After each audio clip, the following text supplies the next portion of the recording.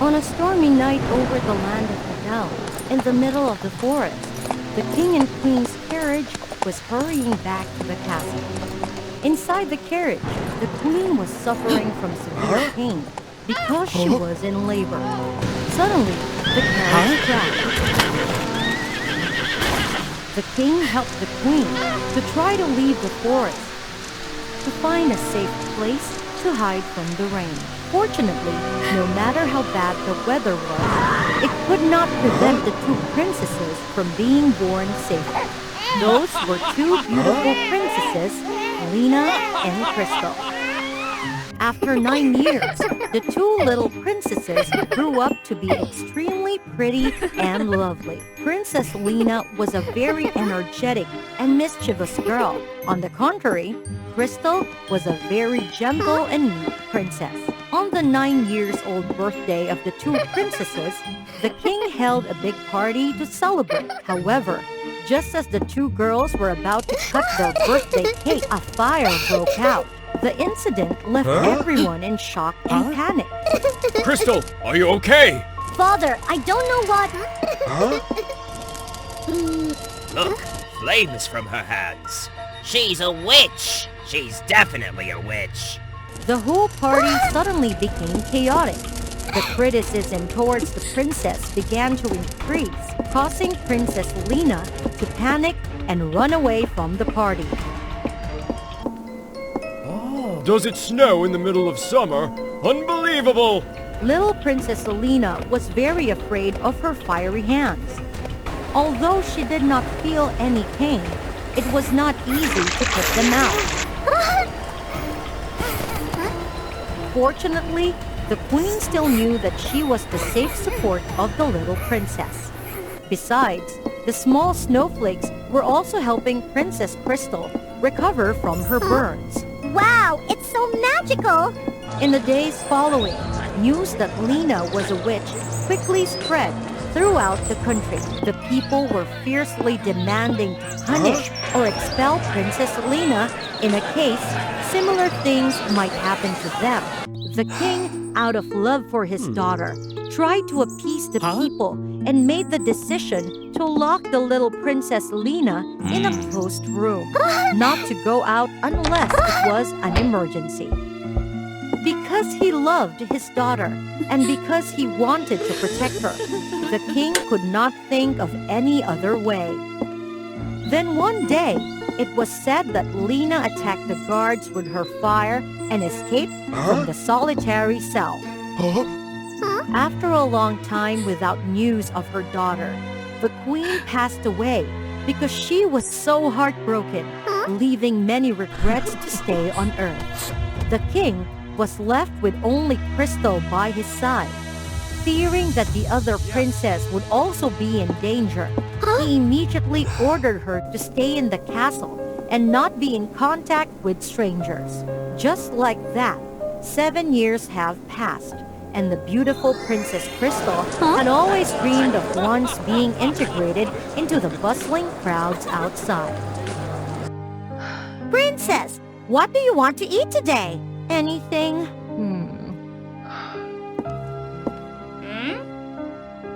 Wait!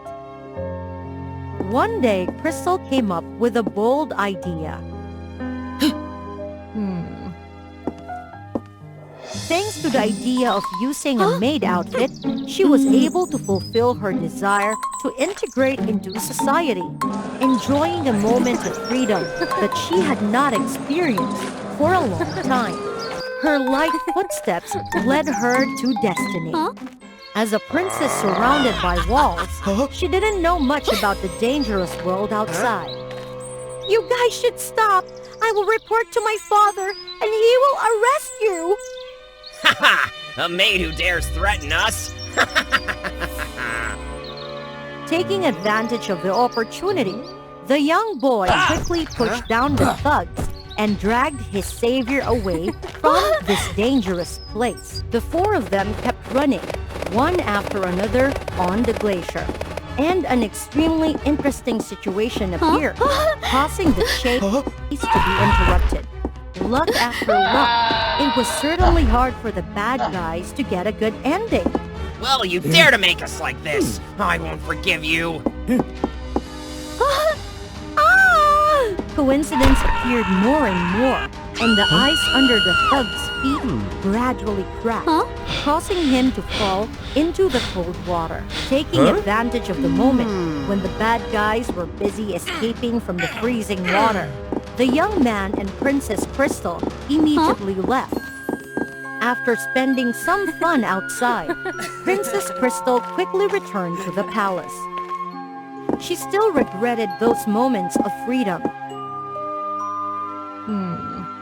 It's been a lot of fun. But there are also some problems I don't know how to handle. That boy's name is Nathan, the son of a fisherman. Their family has suddenly become difficult and poor since the day Lena showed her witchcraft powers. The frost left them without food. And since it's from the royal side, I feel like I have a part of the responsibility too. I want to make up for them, the people who suffered because of Lena. But when I told him I was a princess, he didn't believe me. Why? Princess, it's most likely due to your costume. If there is a next time, please don't call yourself a princess. That will bring us trouble. And you won't be allowed to go out anymore. Oh, okay, I see. I didn't think it through. After that, the princess often escaped, and every time it was Nathan taking her out. The love between the two also gradually developed during that time.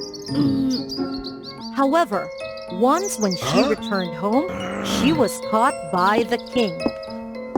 The king was very angry because his daughter tried to escape.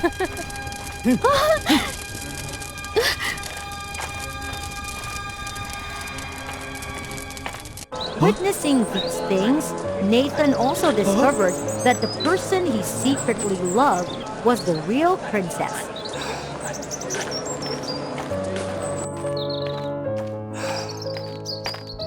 The king and his daughter argued with each other on the way back to the king's conference room. Here, a prince of a neighboring country was waiting, Prince Joseph. Crystal, Prince Joseph has come all the way here to propose to you. Propose? Then I would like to refuse. Crystal, you are old enough to get married. Stop being stubborn.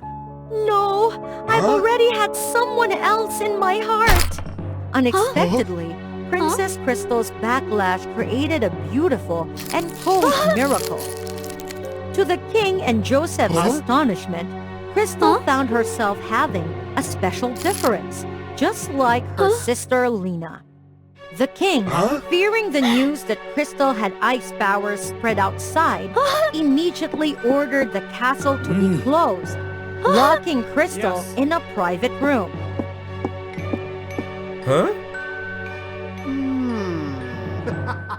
Soon, despite the king's efforts to block the news, rumors about Princess Crystal being an ice witch kept spreading, sending the people into chaos.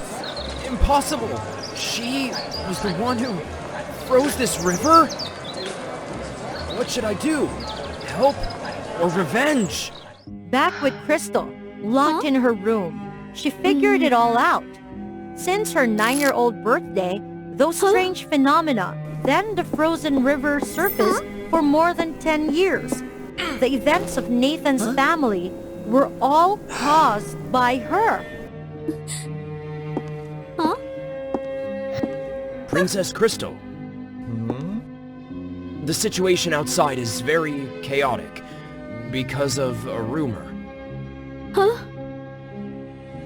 The king told me that in order to avoid making things worse, I will take you out of the kingdom for a while, wait for things to calm down, and then come back. Princess, I heard that on the other side of the kingdom, deep in the Forbidden Forest, there is a person who can help you lift that icy curse. Are you sure? That's what my henchman said. At least we have a glimmer of hope. Let's go! By disguise, Princess Crystal crept through the crowd unnoticed. However, she didn't know that she was trapped. Everyone, the Crystal Witch is here. She wants to run away. People tried to surround her, intending to attack her, but were immediately stopped by a wall of ice. In the face of the onslaught of the villagers, Princess Crystal still noticed a familiar figure. Everyone calm down. Listen to me. That boy is Nathan, the old fisherman's son. Wasn't the river frozen that made his house become poor? Everyone probably knows what my family situation is. From a family living by fishing, suddenly became exhausted. Everyone knows when the incidents happened. Wasn't she only 9 years old at the time? Even among us, none of us know that she's the real cause, but we still believe that it's because of Princess Lena? So what? Since then, has she become dangerous or not? Of course not, because she didn't know she had such power, and she certainly didn't mean to harm anyone. Perhaps when she discovered that she herself was the cause of everyone's hunger, the princess was the one who felt the most confused. She was in the moments that were easy to collapse. I affirmed that with an honest person like Crystal, she will surely be able to change everything for the better. The princess's kiss, filled with happiness, brought a miracle. However, seeing what just happened was completely opposite of what Joseph had calculated, he was very angry. How could you easily believe those excuses? Apparently she pushed the kingdom to the brink like that. How can we forgive her?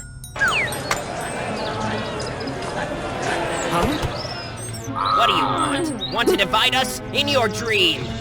You're a jerk. We're not so bad as you. Your Majesty!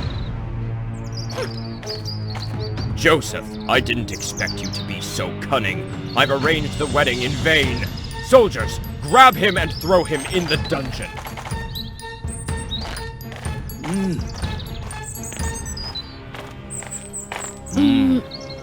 Crystal, it's all my fault. I made the wrong decision and I almost lost my last loved one. Father! Standing in front of such a touching scene, no one can hold back. Thought everything was cleared up and back to the way it was. But no, a mysterious figure appeared. Adele, I'm back already. Look, what's happening over there? The little Red Riding Hood was talking to the Sleeping Beauty in the forest. Why were they together? Follow the WOA Fairy Tales and figure it out with today's story. Once upon a time, there was a lovely girl who often wore a red hood made by her grandmother. She was often called Little Red Riding Hood. One day, after returning from her grandmother's house, she wandered the forest near the Red Flower Kingdom. She suddenly came across a unique, fragrant, singing girl with golden, flowing hair. It was the first time Little Red Riding Hood felt a fondness for someone she had just met, and she decided to approach her. Wow, what a beautiful voice. Hello, why are you here in the forest? Oh, hello. I'm Aurora, and my godmother is Maleficent, the fairy who rules this forest. They chatted and shared stories, talking about things they may not have known about each other. This Red Hood, you're the Little Red Riding Hood, right? I'm not just Little Red Riding Hood. I'm the famous detective Little Red Riding Hood. She was called this because of her excellent logical reasoning and remarkable observation skills. She could quickly solve any mysterious problem.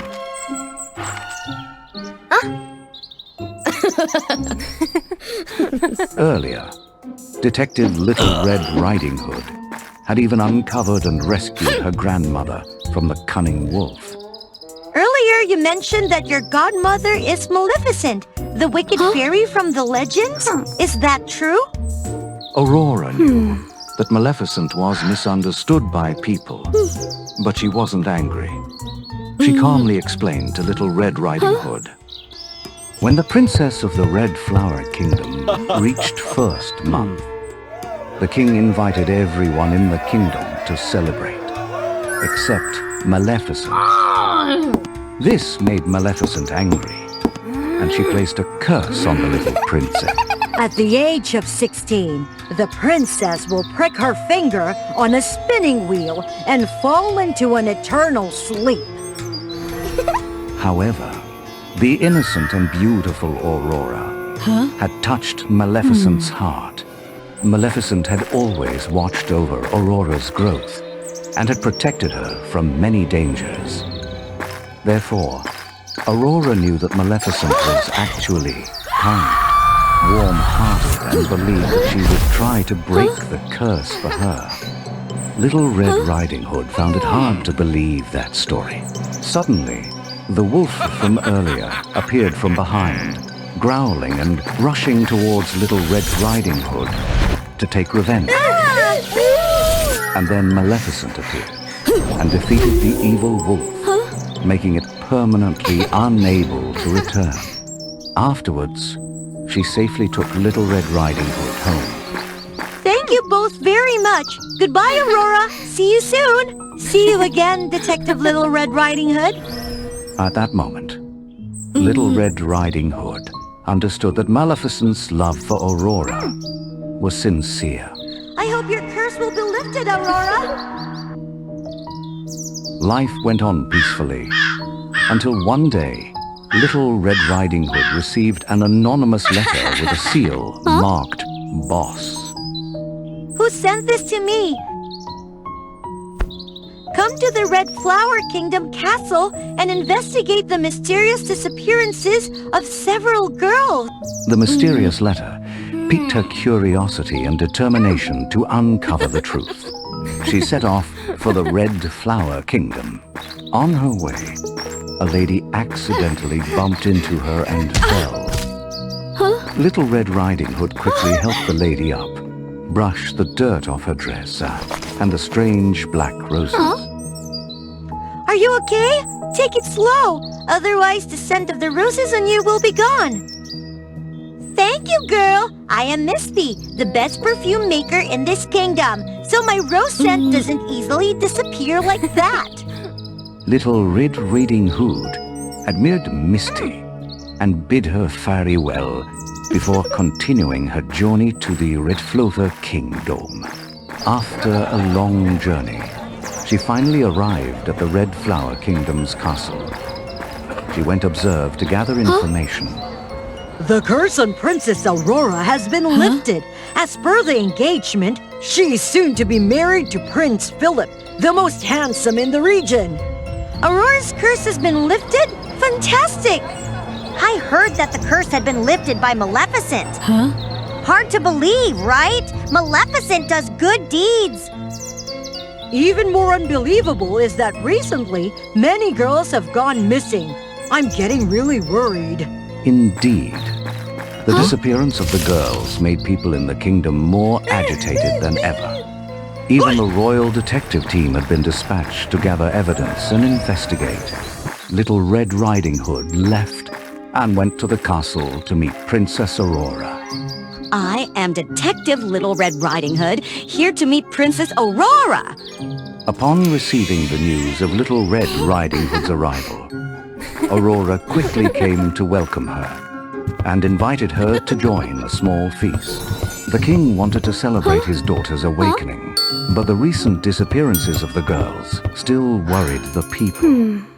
Therefore, the king decided to hold only a small, intimate feast for Aurora. The cozy feast had not been going on for long when a series of people began to protest against the king. Princess Aurora is the one responsible for the disappearance of the girls. Her accusation was met with support from those around her. They claimed that the last place the girls were seen was always marked by fresh red roses. And someone could even smell the scent of roses linger. In this kingdom, the only place with red roses is Aurora's garden. Moreover, this has been happening since the princess woke up. Right, the princess knew Maleficent. She had become evil like Maleficent for sure. Little Red Riding Hood witnessed Aurora being unfairly accused and stood up to defend her. What nonsense is this? If my garden is the only place with red roses in the entire kingdom, I would never leave such obvious evidence. Little Red Riding Hood's strong argument left everyone speechless. Your Majesty, I am the famous detective Little Red Riding Hood. Let me solve this mystery. Father, Little Red Riding Hood is my friend. Please allow us to find out the truth and rescue the missing girls. The king agreed to let his daughter have a chance to clear her name. The people had no other clues, so they reluctantly agreed to wait for the results from the two girls. It's also evening, so Aurora arranged a room for Little Red Riding Hood to rest. Detective Little Red Riding Hood carefully gathered all the evidence in the room, hoping to discover any additional clues. The two examined each rose carefully, but found nothing unusual. A long day had left the two girls tired. Aurora wished Little Red Riding Hood a good night's sleep and went to her own room. However, mysterious cries echoed in her room throughout the night. Help! Help me! This rose perfume! Little Red Riding Hood woke up, exhausted, and thinking about the mysterious cries from the previous night. She went to find Aurora, who was also troubled. Little Red Riding Hood, why do you look so tired? I couldn't sleep because of the strange cries for help and the mentions of roses and perfume. It's so mysterious. What's bothering you? Actually, at the feast yesterday, I invited Maleficent, but she didn't show up and now I'm concerned.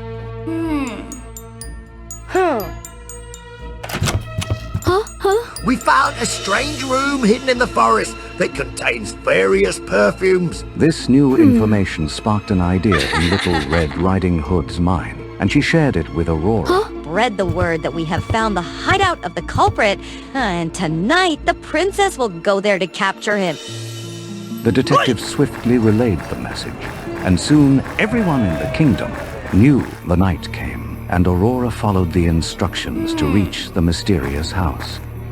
Inside, the air was filled with the scent of roses and various perfume ingredients, as well as many red roses. But strangely, among the red roses was a single black rose that caught Aurora's attention. Aurora held the black rose and examined it closely, and she heard the familiar voice of Maleficent. Aurora, can you hear me? Return to my forest and find the black chest containing the curse-breaking potion. Aurora was still in shock, realizing that the black rose was Maleficent when she was sprayed with rose perfume and transformed into a brilliant red rose.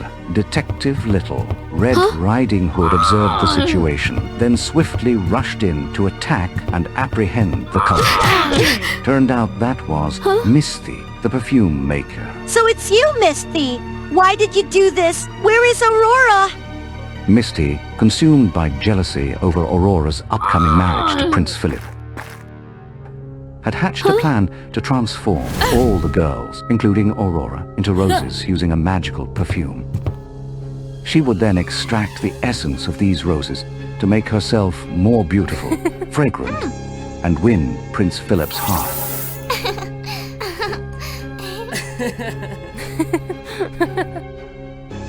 Maleficent discovered that Misty was behind the mass disappearances of the girls.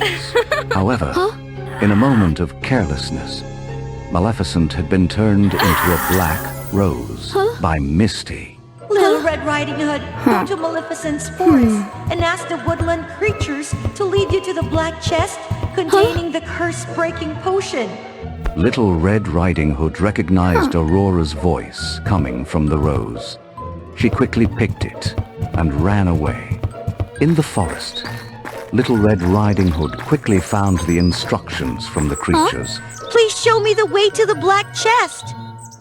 The creatures promptly led her to the location of the chest. However, the chest was locked with a numeric code. Little Red Riding Hood contemplated the situation, thinking about the mysterious letter she had received. Could it be that the letter was sent by Maleficent? If so, then the word BOSS could be a code. What about the numbers 8055? 8055. It's worth a try. She decided to give it a try. Entered the code, and to her surprise, the chest opened, revealing the vial containing the curse-breaking potion. The owner of this chest is truly clever.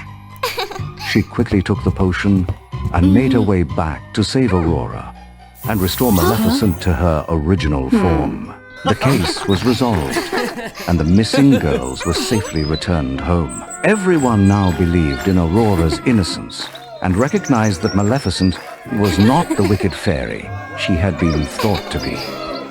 Detective Little Red Riding Hood was delighted to have helped her friend and successfully solved yet another case. What would happen if a poor girl attended a fashion school meant for the wealthy? Of course, there's just one thing. I'm sorry to inform you that your daughter, Elia, will have to drop out. It's been months since you couldn't pay her tuition. Our poor girl, Elia, refuses to accept that. She secretly quits school to work extra. However, she doesn't know her mother is taking on more exhausting jobs to cover her tuition. Elia, you cannot drop out. So what if the academy kicks me out? You don't understand, Elia. If you don't attend, no one will recognize you. I don't need their recognition.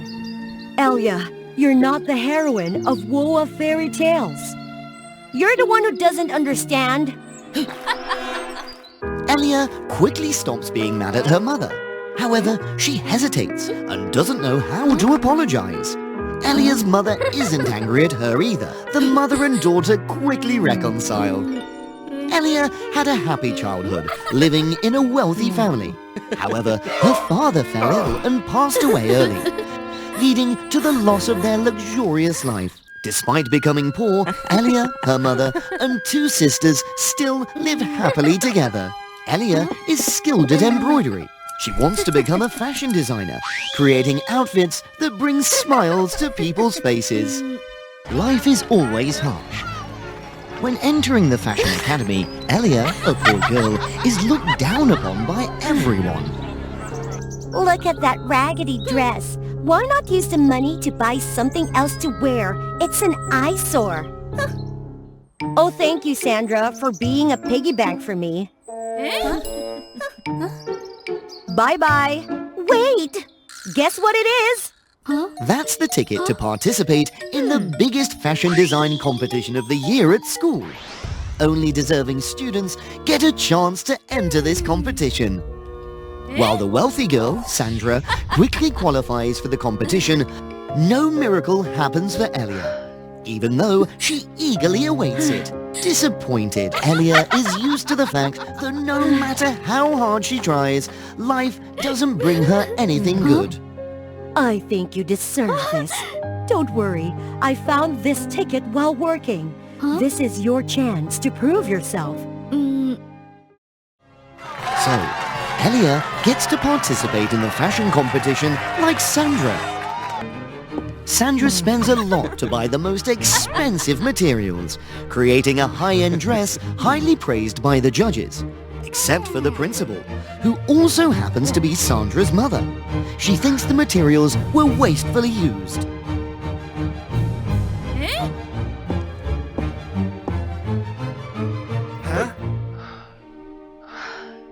In contrast to Sandra, Elia's dress is made from leftover fabrics. Although charming, the judges feel it doesn't fit the elegant design criteria. I believe Elia's dress has exquisite sewing and design techniques, the best among today's contestants. Thanks to the principal's support, Elia advances to the next round. However, this hurts Sandra's feelings. Before the second round, Elia's confidence plummets. She doesn't know how to please the judges. Elia, just be yourself. Thanks, Mom. Encouraged by her mother, Elia quickly finishes her dress.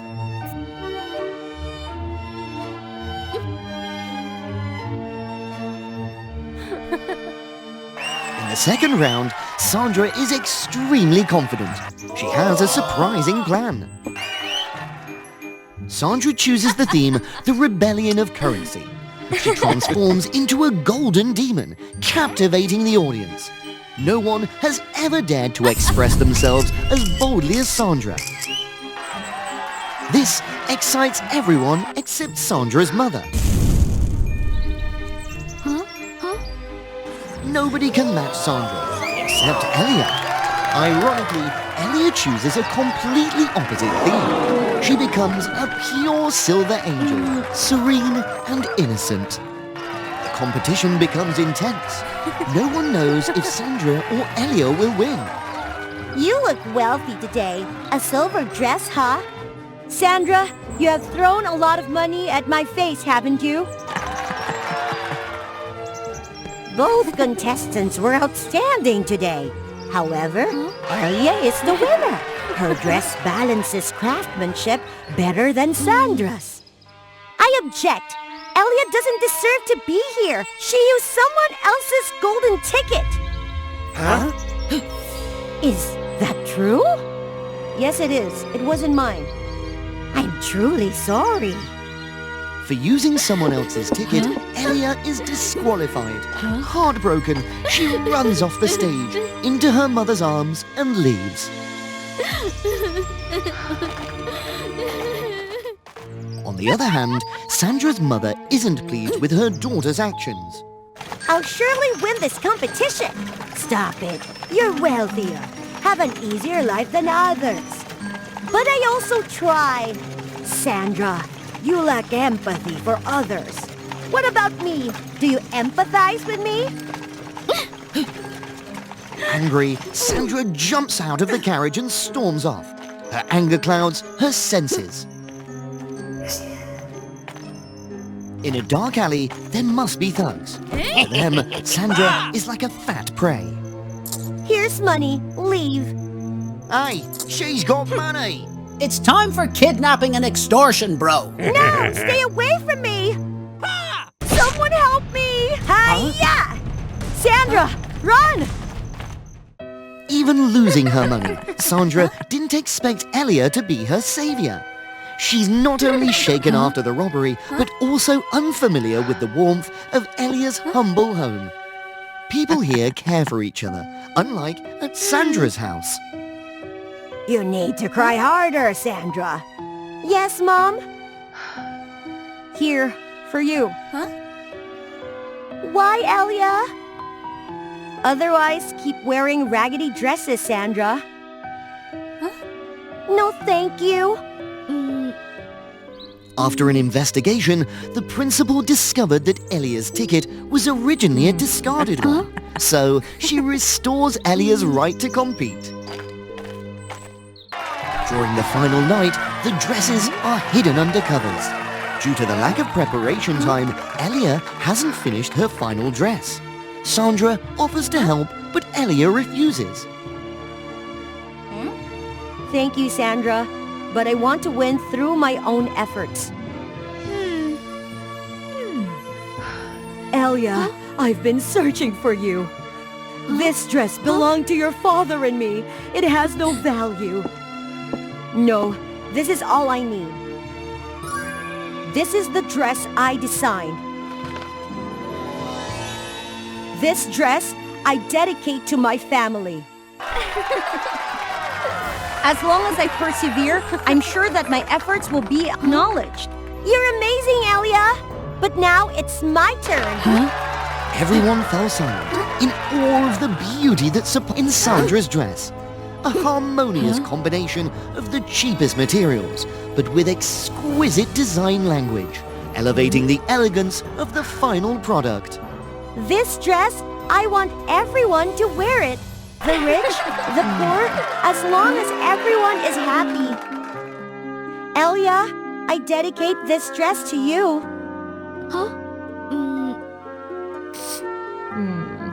So the competition has ended.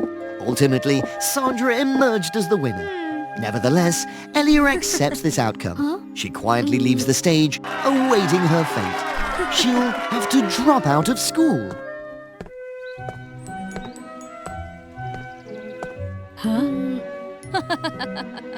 Your tuition issue has been resolved, Elia. How's that possible? Because I paid your entire tuition for you? Sandra, It's not that I look down on your poverty or inability to pay tuition. It's just... I bought your dress design. It's quite beautiful. don't play the pig to eat my money. Thus, everyone was happy.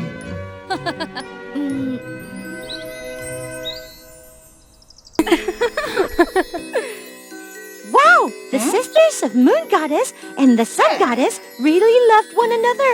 I really admired their sisterhood. To be bound together like that, they also had to overcome many challenges together. Do you want to know more about their story? Yes, quickly tell me!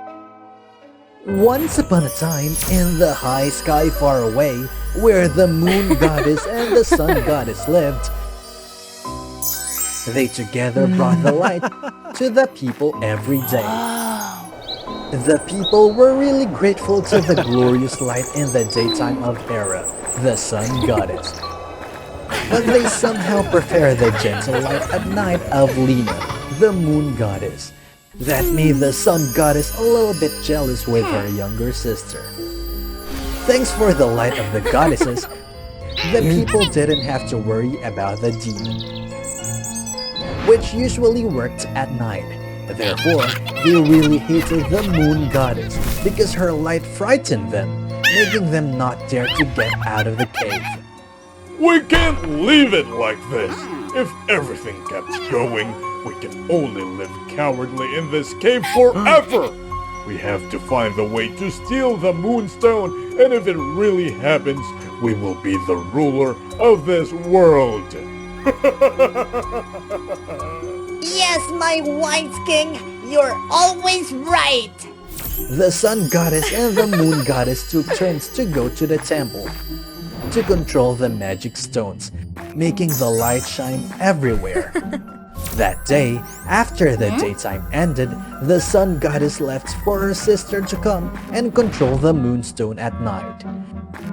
Before leaving, she could see the figures of the little demons who snuck into the temple. But for the jealousy with her sister, and she also thought that they could do nothing, she left without hesitation.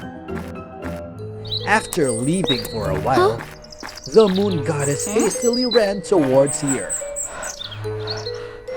Hera, I don't know why, but my Moonstone disappeared. What should I do?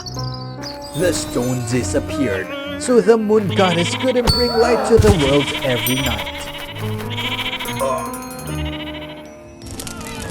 The demons became more and more overbearing. They sabotaged everywhere. Meanwhile, the Moon Goddess became weaker and weaker. The Sun Goddess finally could realize her mistake. Lena, that's all my fault. Who caused this mess? Hera, what are you talking about? I don't understand. That day before I left, I saw a couple of demons who snuck into the temple, but I despised them because I thought that they could do nothing. And I was a little bit jealous with you because everyone loved you more. So I ignored them, allowing them to steal the stone. Lena, that's all my fault. I don't ask for your forgiveness. I just hope that you will get well soon. Sister, I don't blame you. You're forever my valued sister. No, I cannot stand here and see you weaker like this. I will go find the stone for you. Lena, stay here and maintain the light for everyone. No, it's not okay. When you leave the stone, you will be weaker. I won't let you be in danger like that. Don't worry, Lena. I will be all right. I'm not afraid of dangers, provided that you and others will be safe. Ignoring all the dangers, the Sun Goddess set out to find the Moonstone to correct her mistake. After giving the stone for her sister to watch, the Sun Goddess left with her little weak power. She gently looked at the sky. There was only a dim light from the night sky, making the Sun Goddess regret more and more. I have to find a stone quickly. She tried to go as fast as possible towards the high mountain where the demons lived. The goddess crossed the forest and she was blocked by a magma river.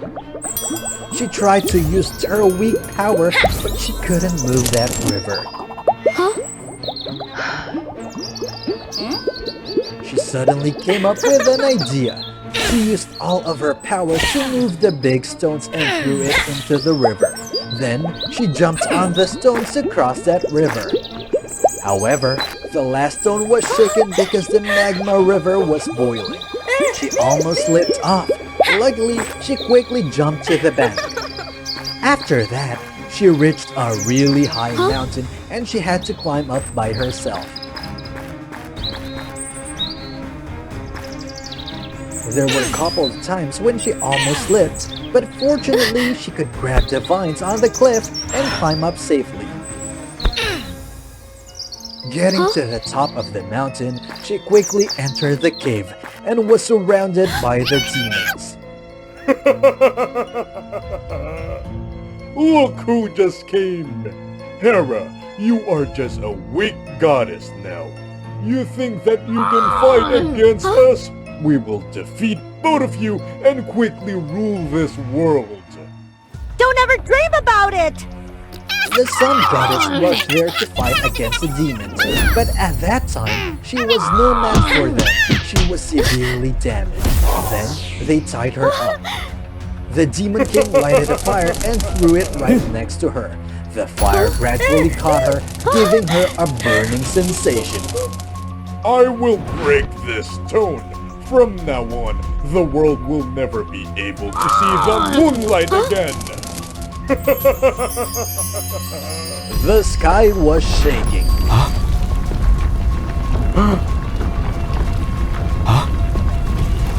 The sun goddess screamed in pain. Suddenly, there was a light that surrounded her, giving her the power to escape from the tide and rush towards the stone, and she could catch it. Ignoring all the attacks of the demon, she held the stone so tight, but she was still knocked out far away. Then, the stone was crushed by the Demon King.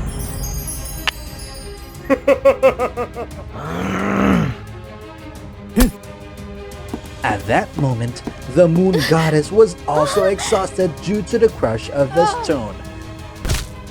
But feeling that her sister was in danger, she still used her last power to throw the sunstone towards her sister. Sitting beside the broken stone and thinking about her weak sister,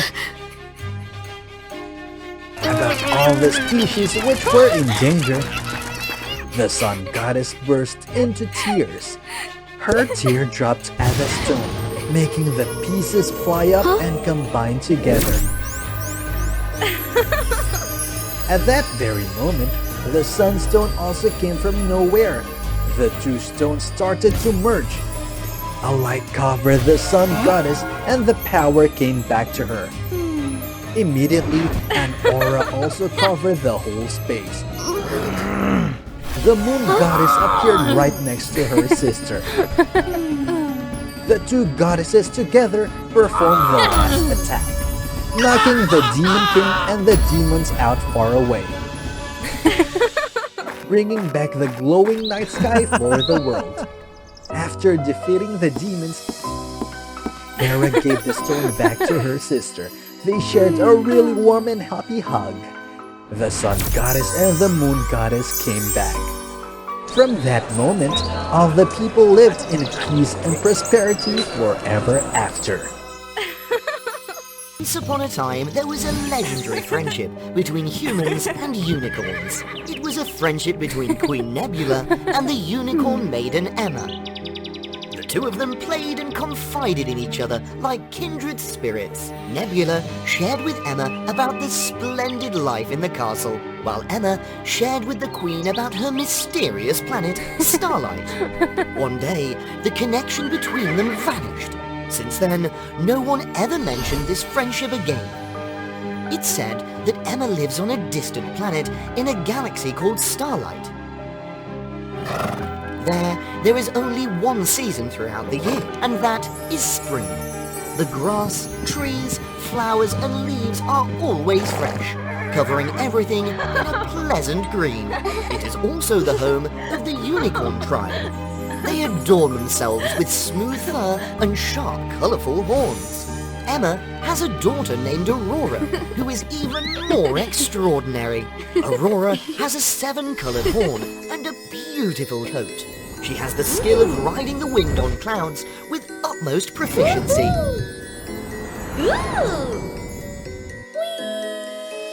This is what worries Emma deeply.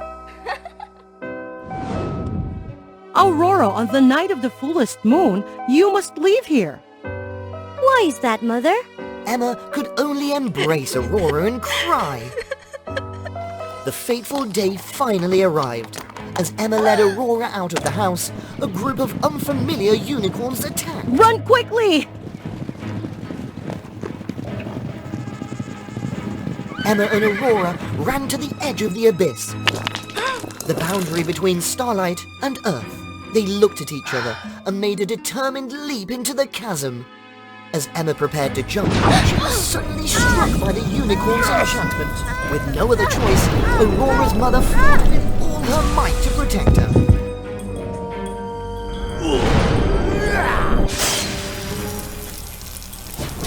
Mother! Before taking her final breath, Emma used all her strength to push Aurora away from the planet Starlight and transformed her into a human form to escape the pursuit of the wicked.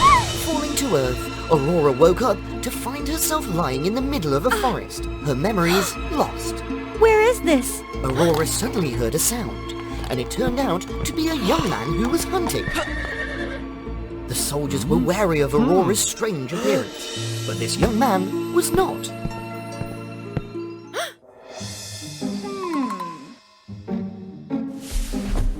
I am Liam, the prince of this kingdom.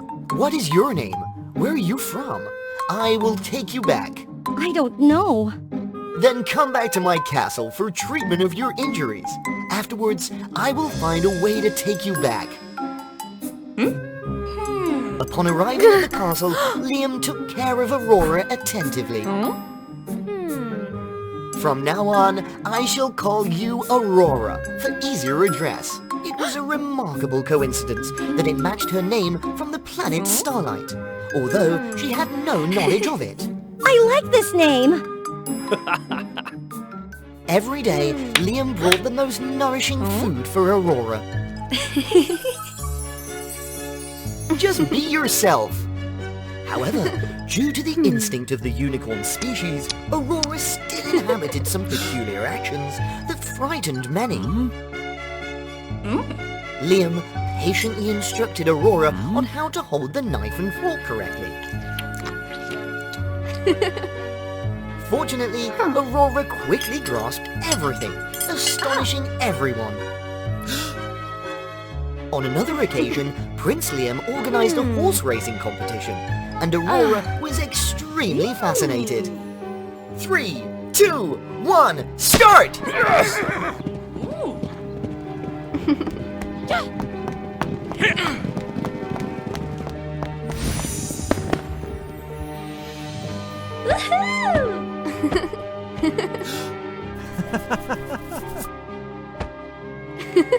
Aurora, let me teach you how to ride a horse. Hold on to this rein. Let's go. The two ventured into the forest, enjoying the scenery and engaging in cheerful conversation. Aurora realized that her heart raced with excitement when she was by Liam's side, and Liam felt the same. Aurora, let me stay by your side and take care of you. Aurora was surprised by the sudden proposal from Prince Liam, but deep in her heart, she silently accepted that love. However, something urged Aurora in her mind that she could not belong to this earth. Every night when Aurora fell into a deep sleep, she often had nightmares. Aurora woke up abruptly tears streaming from her eyes. Why am I crying? What does that planet have to do with me? Who is that suffering woman? Aurora thought for a moment and decided to find the answers. She recorded all the information and images she saw in her dreams. Every day, she would take them out and read in hopes of recalling something. On a beautiful day, Aurora took a walk in the forest and came across an old horse being surrounded by a group of hunters. Without hesitation, Aurora quickly rushed to protect the horse. Involuntarily, Aurora's lost memories appeared before her, through the invisible threads connecting all species. Those memories were awakened. Everything was vivid and pure. Aurora remembered everything, her roots and origins. I must return to the planet Starlight once more to find the one who harmed my mother. Immediately, Aurora revealed everything to Prince Liam, how she had regained all her memories. Liam's face changed suddenly, and he appeared worried. Do not worry, I will find every way to help you return. That night, while Aurora was tossing and turning, she saw Prince Liam entering the room. What is the prince planning to do? What are you doing? Are you planning to take my horn so I can never return to my planet? I will never forgive you! Aurora didn't allow Liam to explain. She wiped away her tears and ran straight out of the castle, heading towards the forest. Above the full moon shone its light directly onto Aurora.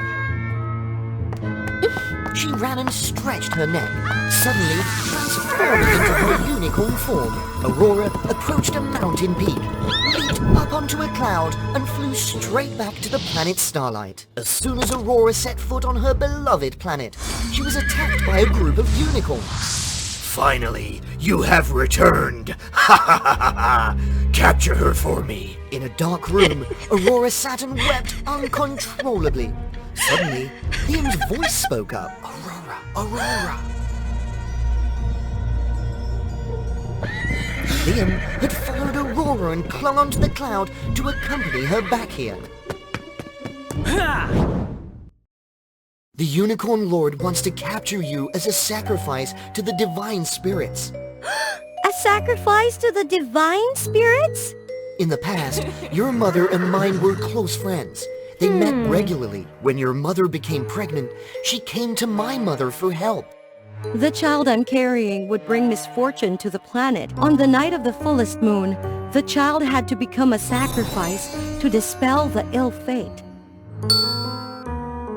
Nebula, please help me protect this child. Never let it return to that dangerous place. After that, my mother was secretly discovered by the Unicorn Lord and forbidden from coming to Earth. My mother anxiously awaited news of your arrival, fearing for your health. On the upcoming full moon, a unicorn girl will fall into this forest. She is Aurora. Please take care of and protect her in my place. Mother?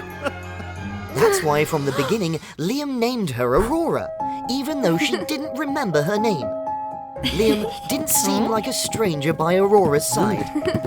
Most importantly, Liam wanted to take Aurora's horn so that she wouldn't have to endure the torment of her past. I'm sorry for misunderstanding you. Let's leave this place. Don't even think about escaping! Suddenly, a radiant glow emanated from Aurora. She yelled and used her horn to shoot a spell that shattered the prison door. Liam was freed, and Aurora quickly lifted him onto her back, and they ran swiftly. They reached the edge of the abyss, the border between Starlight and Earth, where Aurora had once escaped from the forces of evil. Should I jump into that abyss once again? Liam is a human, and if we jump from this height, he won't survive. Ha ha ha ha! Keep running! They The Unicorn Lord cast a spell towards Aurora, and she swiftly rose, retaliating with her horn. But his power was too strong. The Unicorn Lord continued his attack on Aurora, and Liam rushed forward to shield her, causing him to fall from the abyss.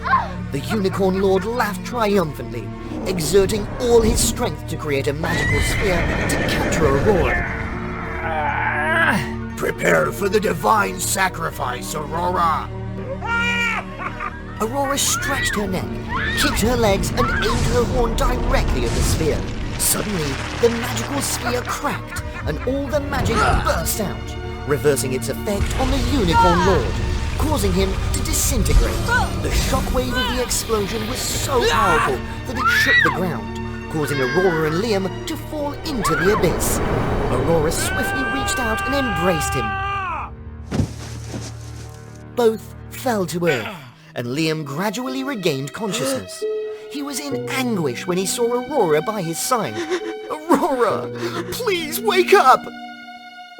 Liam suddenly remembered the act of taking Aurora's horn. I have a solution!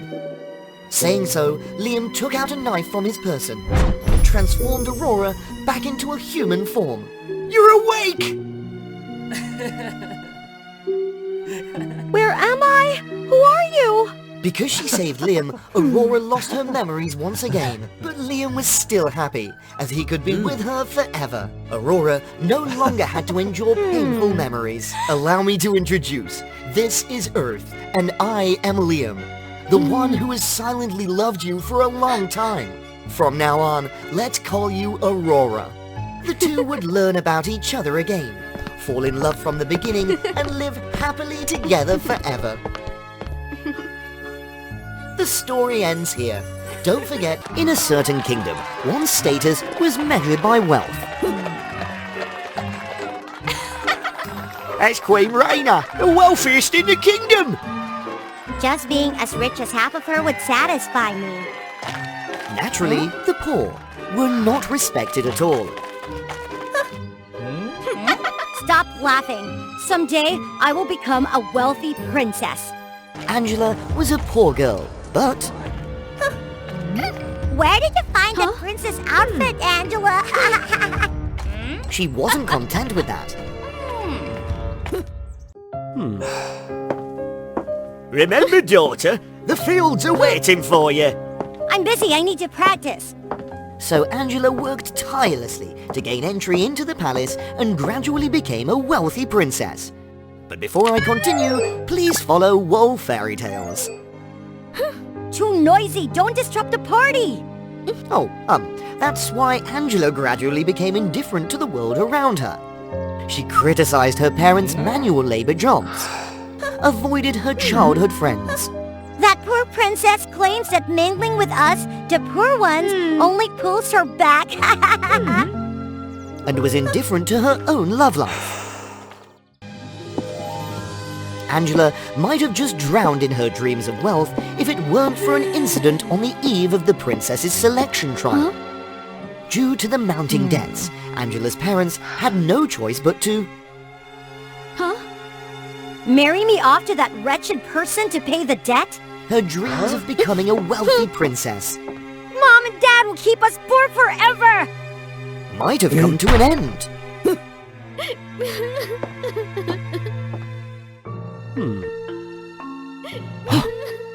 What's that noise?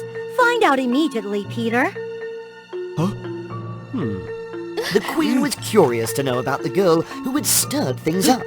Angela, frustrated, recounted everything, from her efforts to her arranged marriage and...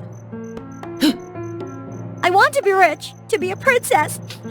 They just belittle me. You are indeed wealthy, young and capable of anything. Capable of what? Without money? The poor princess couldn't have imagined. The Queen wanted to switch bodies with her. Because Prince Peter was about to ascend the throne, and she was growing tired of court affairs, wanting to live in seclusion. Of course, Angela was terrified. But when Queen Raina painted a series of visions of wealth... Finally, I have no other choice. Not wanting to be married off and longing to escape poverty, Angela agreed to deal with Queen Raina. And Angela's life changed from then on. Huh?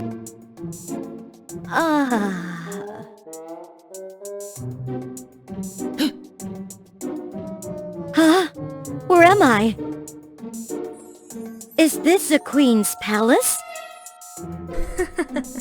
It's not a dream! We've swapped bodies with the Queen! I'm rich now! I'm truly rich! But somehow, Angela felt extremely weak in her new body. As for Queen Raina...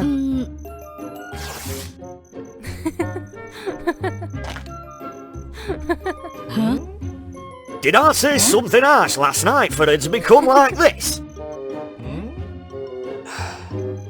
Ooh! It's been so long since we felt this refreshed. Raina was happily performing tasks that... Angela, can you do that? No problem at all. It's been so long since I've broken a sweat. The poor princess used to scorn.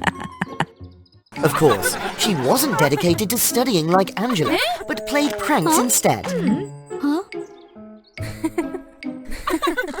The sky is so clear. Oh, this man looks pretty cool, huh? She wanted to do things she couldn't do when she was Queen Raina. Huh? Raina was genuinely happy with this life now, with a youthful and healthy body. Hey, thief! Raina could enjoy life to the fullest. Thief, if I catch you... See? You guys still have much to learn from me. How long has it been since I felt this carefree? Wow, it's been so long since I had these dishes.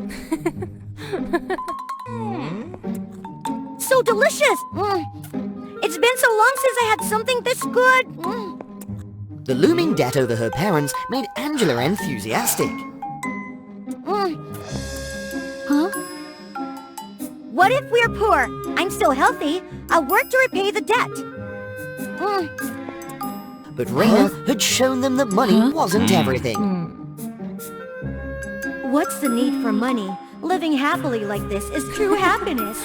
Just when Raina was truly content. Huh? Give back my body! Give back my life! It turned out Queen Raina was ill and had only a few months to live. No one could cure her. Raina considered one last option. To switch into another body.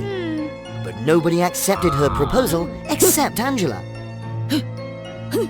The poor princess had no idea she was being deceived until she collapsed into Queen Raina's frail body.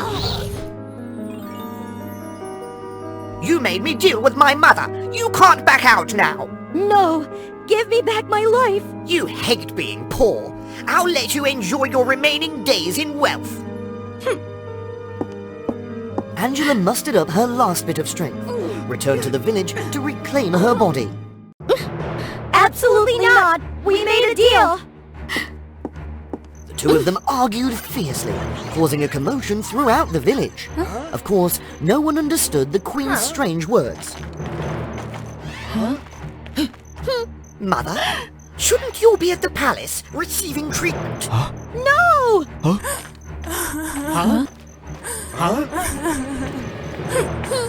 You stole my life! You stole my family! How could you abandon your own son? Those words left Raina stunned. They made her remember her youth when she did everything to become wealthy, to become the Queen. Because of that, she gradually grew indifferent to her family and life. Just like Angela does now. Later, when she fell ill and became weak, she realized how much she had missed. Where is she? Open the door. I'm here to take the bride. It was time for Angela's family to marry off their daughter to repay the debt. Raina had planned to capture this man, but she didn't expect... Our daughter won't go. Stop! The village was and the villagers rejoiced at the achievements of the poor princess. These prices, they shouldn't belong to me. The feelings everyone had for Angela. Huh? Could it be? I'm taking away her love too? Made Raina start to regret. No, it's okay. We made a deal, it's fine. Why is everyone... Prince Peter had let the wicked nobleman go. You broke the promise. You even reported me. I must seek revenge. Fortunately, Prince Peter arrived just in time to rescue his mother. Release me! Release me! Why are you doing this?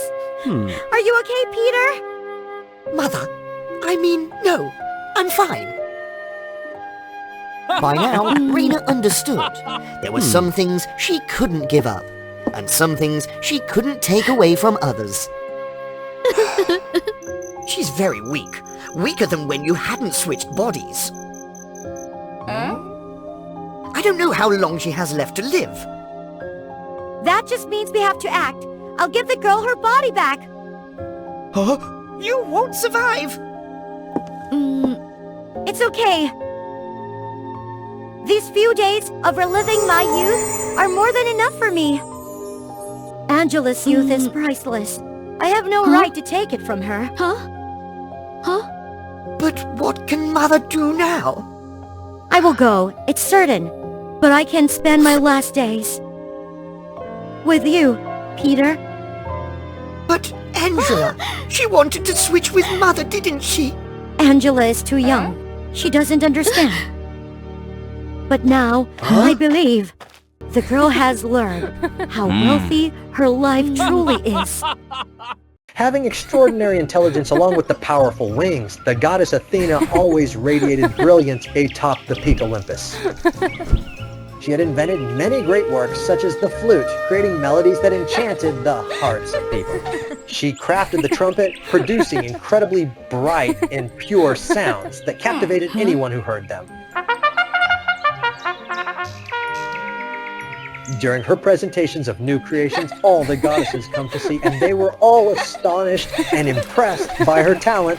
Layla, a goddess of the night and a close friend of Athena, always accompanied her during those announcements of new inventions. While everyone was enjoying the new inventions, the moon goddess arrived late.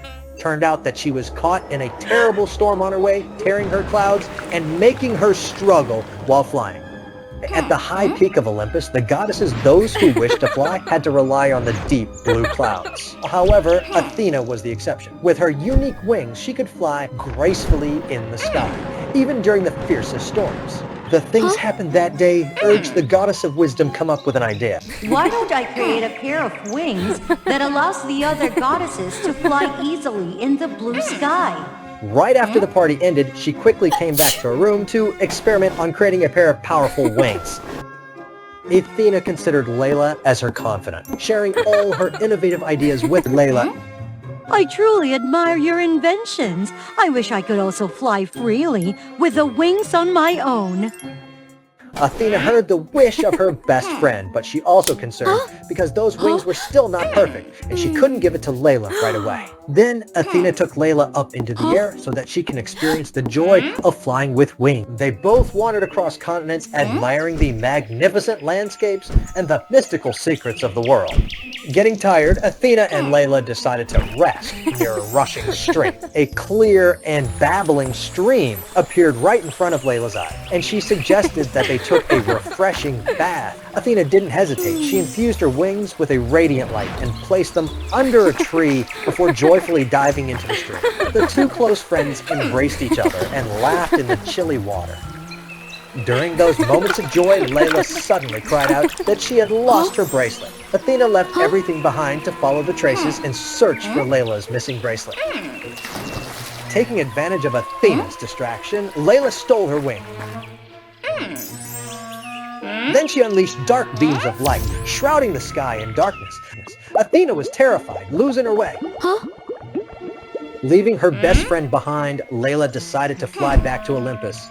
The sky gradually darkened, Layla disappeared without a trace, and Athena's wings vanished as well. The goddess Athena collapsed to the ground, tears streaming down her face, with no place to seek comfort. She was so disappointed with Layla, but more with herself for not having seen through Layla's true nature all along. Perhaps the day of flying had drained too much of her energy, and she was too exhausted. Then she fainted. Layla quickly returned to the heaven and accused Athena before the other gods, claiming that Athena is unworthy of being a goddess. She said that Athena had deeply fell in love with a human, so Athena was punished and banished to the human world. Her wings were also taken away and given to Layla. While others were astonished and didn't believe Layla's words, she continued to justify herself. Everyone was silent, they said nothing, just regretted for a talent like goddess Athena. Athena is fortunate to meet Mirmax, a beautiful girl, like a fairy. She rescued Athena and took Athena to her home. Mirmax took great care of her so many days. Mirmax, despite her beautiful appearance, lived a pitiful life. She lived alone, struggling in poverty, relying on farming, but reaping no fruits from her labor, which saddened her deeply. Athena woke up. She couldn't believe her eyes when she realized she had been staying with Mirmax for days. She appreciated Mirmax's care immensely, but also worried about being a burden to Mirmax. Athena decided to apologize and bid farewell to Mirmax, hoping to find her way back home. However, Mirmax wanted Athena to stay, longing for a companion to share her life with. Athena had nowhere to go, so she stayed, hoping her wounds would heal and she would be able to find a way back to Olympus. Athena appreciated Mirmax's warmth and kindness. However, she couldn't erase the memories of Layla's betrayal, which made her cautious and wary of everything around her. The next day, Mirmax took Athena around the village, where Athena witnessed the villagers' poor life, surviving mainly through hunting, foraging, and enduring days of hunger. Some people were even homeless. They had to sleep in the cold night outside. Others, more fortunate, had tattered tents for some protection, but they were helpless against storms. Everything Athena had witnessed made her feel pity and compassion for the people here. After her journeys, Athena always felt pity for the suffering of the people. She wished she could do something to help them escape their hardships. She started to put effort into creating flood-resistant houses, inventing plows to help the people in farming, and various other wonders to improve the quality of life here. Thanks to Athena, everything in the region improved significantly, and people were no longer impoverished or struggling for food. The villagers honored Athena, and wherever she went, they all praised her. About the goddess Layla, despite having the powerful wings, she didn't receive the admiration of everyone, which made her really angry. Layla often irrationally vented her anger on things, even damaging Athena's past inventions. Time passed by, and Athena really missed her home as she watched birds soar freely in the sky and butterflies danced in the breeze. She continuously searched for the secret to creating her dream wings. She always had a desire to meet her family again. She diligently worked on creating her wings, never wavering despite the many challenges. In her heart burned a fierce flame that refused to let her give up on her dream. Mirmax admired Athena's talents and determination. Different from Layla, she even helped Athena hunt for the pure white swan feathers to accelerate the work. Athena wisely selected sturdy and flexible palm leaves to create a solid frame for her wings, allowing them to soar with the wind. But finally, the day Athena had longed for came. Through perseverance and overcoming countless obstacles, she successfully created a pair of miraculous wings for herself in the admiration of Mirmax. But fate had one more twist in store for Athena. On the night of her return, a significant event occurred. Suddenly, a dark smoke covered Mirmax's house, stealthily targeting the wings, and the perpetrator was none other than Layla. It turned out the wings Layla had taken away from Athena was gradually losing its power. It wasn't glamorous anymore. While getting to know about Athena's miraculous creation, she immediately planned to steal it. As Layla was about to carry out her plan for a second theft, Mirmax stopped her just in time. Mirmax adamantly refused to give Layla the wings, as the laws prohibit Layla from interfering with humans. So, she needed to use the sweet words to fool Mirmax. Miramax, if you help me this time, in exchange, I will give you a wealthy and comfortable life, free from the toil of making a living on those barren lands. With a really good offer for herself, with her kind nature, whether Miramax would agree, no one could expect that Miramax had given the magical wings of Athena to the traitor Layla. You can use these miraculous wings to fly away. I don't need your wealth and treasures. Leave quickly. With the unbelievable action of Miramax, Layla was so astonished. But because she had obtained the miraculous wings, Layla didn't pay much attention to it. Layla quickly put on the wings and arrogantly left with her stolen prize. You are all the ones I loved and want to protect the most. So why have you all betrayed me? It's Athena, as she was really furious. However, not as expected, Layla showed no signs of fear. Instead, she appeared cunning and shameless. Oh, Athena, my beautiful and talented friend, I never expected us to meet under these circumstances. I treated you well, but why did you do that? Because you're always the center of the universe, always being praised, while I'm neglected. I resent all the glory you received. Athena was appalled by Layla's nature, and in her heart, she held on to a glimmer of hope that Layla might not truly be this way. As for Miramax, the reason she gave her wings to Layla was because she was terrified of being alone and couldn't bear losing her dear friend, Athena. Her loneliness had driven her to make this foolish decision. Well, Athena, you truly have an admirable confidant. Why don't you stay there forever with her?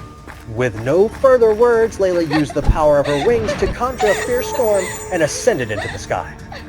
Strangely, her wings suddenly burst into flames and turned into dust, causing Layla to plummet to the ground. Oh, Lila, did you think I was still a fool as I once was? Everything had been part of Athena's careful plan, and it turned out she had hidden her wings meticulously. Layla's wings were just one of her flawed creations. Athena waved her hand gently, and the magical wings flew back to her, leaving Layla and Miramax astonished.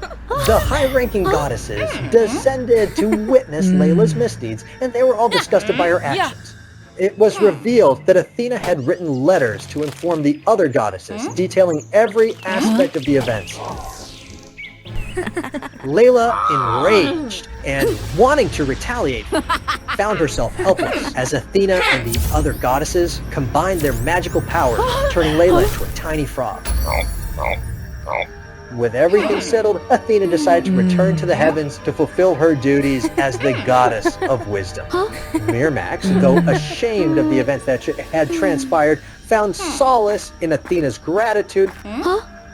Thank you, Miramax, for your kindness during this time. I promise to come back to visit you and others in the future. Having said that, Athena, along with the other goddesses, flew back to Mount Olympus. Every spring, she returned to visit Miramax and her villager. As for the frog, Layla, she continued to hop from one field to another, but no one paid her any attention. Hello, I am Amor, a Cupid, and I love my job. The couples I've paired are incredibly strong and happy.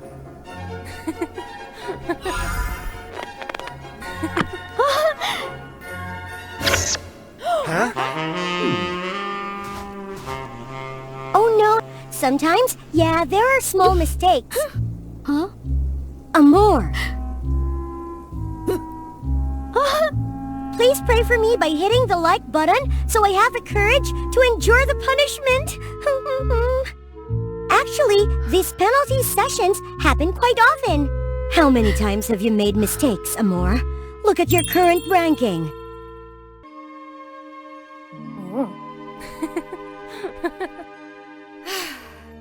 One more time at the bottom of the ranking, and I won't be able to protect you, even if I had 3 heads and 6 hands. Put yourself in the customer's shoes. Understand them. Amor, please. Understand the customers? But I don't get to love or know much about them. Thanks to another Cupid helping me get love, I don't have a good relationship with them either. Huh? Hurry! I need to send this letter to Santa Claus. Santa Claus, what do you wish for?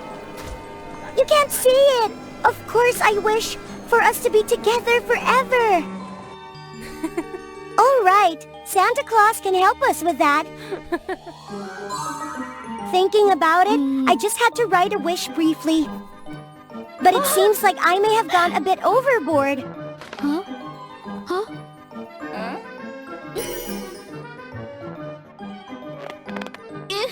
Huh?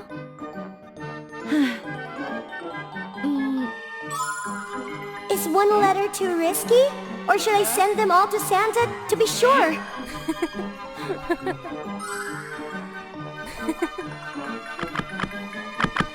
But day by day, the holiday is approaching. And I haven't received any responses. This is my last hope, please.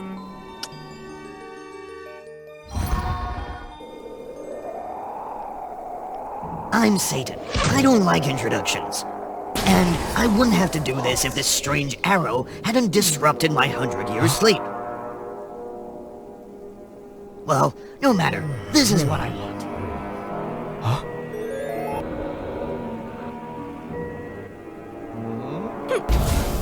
Huh? Let's see. Who's the hero who rescued me from the seal? It took me a few minutes to realize that some little Cupid wanted me to grant a wish for love. So, what's the problem? The problem is, she wrote Santa Claus as Satan Claus.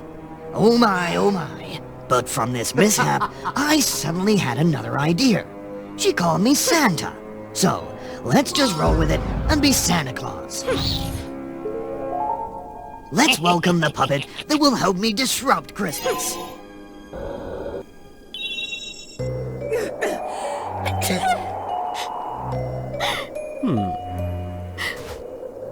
So you're Amor, the one who wants to make a wish from me. And are you Santa Claus, willing to grant a wish? You're quite deep into Halloween, aren't you? That's right, I am Satan. Huh? Santa named Satan? That name sounds suspicious. Huh? Actually, I'm pretty miserable. The thing is...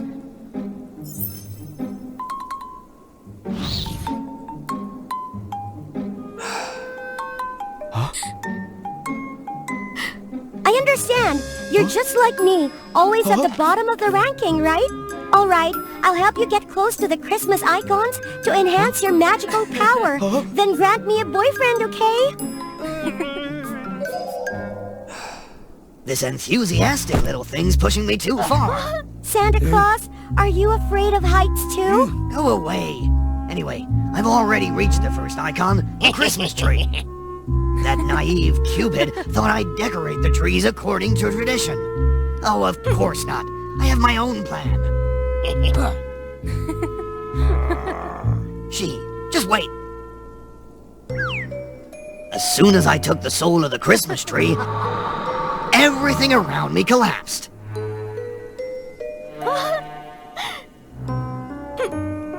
Just a few comforting words from me, and Amor immediately believed and even consoled me. Satan is even clumsier than me. Decorating doesn't seem to suit him, so I had to take him to bake gingerbread cookies. But in the end, he still caused trouble. Hey, what are you doing?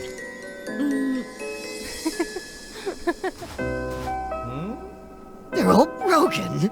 Huh?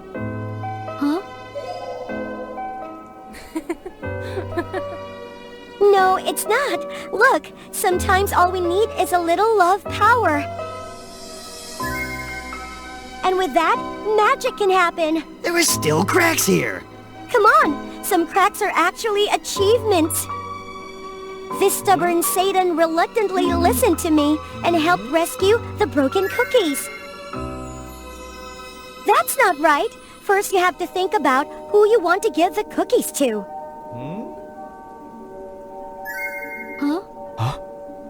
My, he's better at this than I am. Satan's cookies turned out really well. Who did he think of, I wonder? Well, I don't care, as long as the cookies are saved.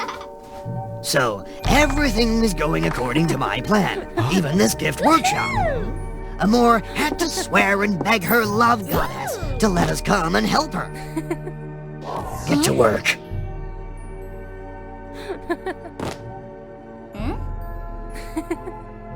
The accidental mishap, of course, repeated itself.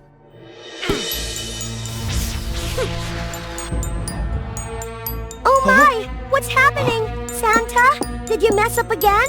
I think this time she might go crazy. Everyone has their limits. Let it go. I don't know how long she's been sitting there.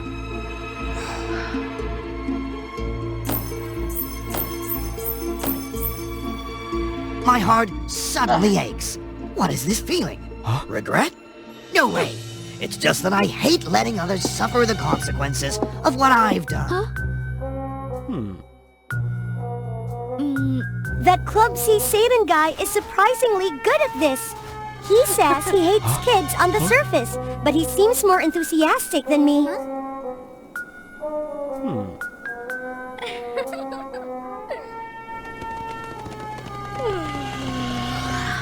Gifts are all delivered, just missing one more gift for myself. My magical power is almost strong enough. Just need one more place. One more special place for Christmas. Ah, I got it. This is the annual performance of the Christmas spirits. Starting from last year, they found a way to create a magical rain, so it's really hard to get tickets. I'm not telling lies. The magical snow really appeared.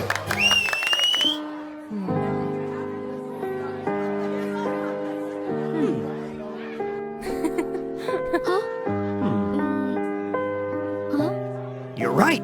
It seems that magic can return. That's right. I can feel it. My wish is about to come true. But why did you lose your magic? That year, I did something bad. How bad was it? Got you, Satan! What's going on here? I need an explanation. Those people are fiercely pursuing and trying to catch Satan. Quickly, get out of here! Do you know who he is? And you're still protecting him? My ears rang from their words. Satan? He is really a brutal Satan? They say that he used to be a Santa Claus in the guild, but he committed a serious offense and destroyed Christmas, so he was sealed in a distant land. So, it's all lies. I wanted to believe him, but the evidence in front of me doesn't make it easy. I didn't expect everything to suddenly turn so bad. I wanted to explain something to her, anything, but the Santa Guild wouldn't give me a chance. If I hadn't tried to keep things from getting too chaotic, I might have defeated them. Then, an unexpected incident occurred that even I couldn't foresee.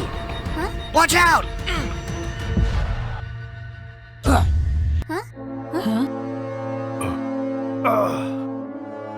I can finally relax. It seems like I've wandered into a distant dream. Back then, I was just an apprentice Santa Claus, extremely awkward and clumsy. When I didn't know what to do most, a little girl appeared. A girl who was kind and gentle, like an angel. She was the only one who didn't call me useless. I swore I would do anything to repay her kindness.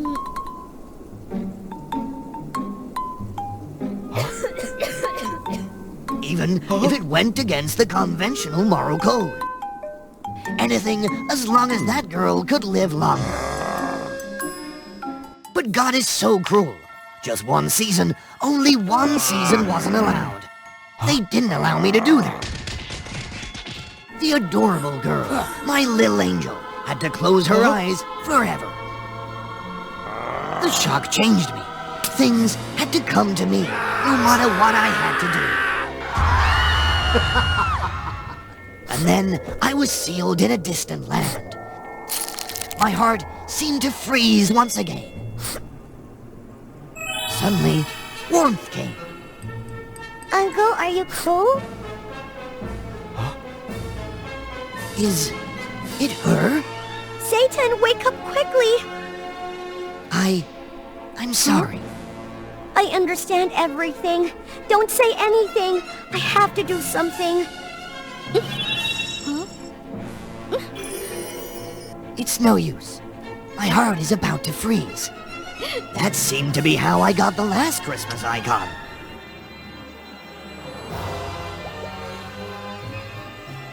A kiss under the mistletoe. You've become a real Santa now.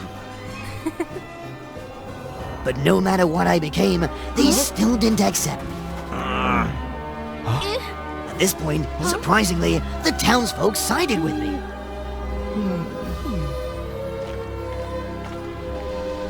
This was the first time I received a gift.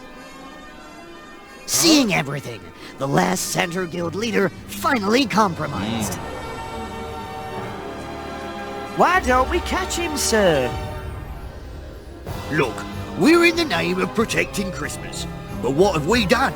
On the other hand, he's the one who's actually done it.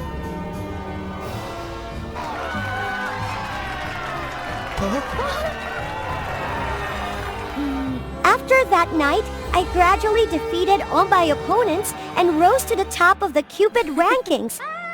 As for Satan, or rather my official boyfriend, he was allowed to return to the guild, as long as he promised not to cause trouble anymore. Senpai, can you share your secrets to success with us? Secrets, huh? Well, try making a wish to Santa Claus. For example, a love under the mistletoe.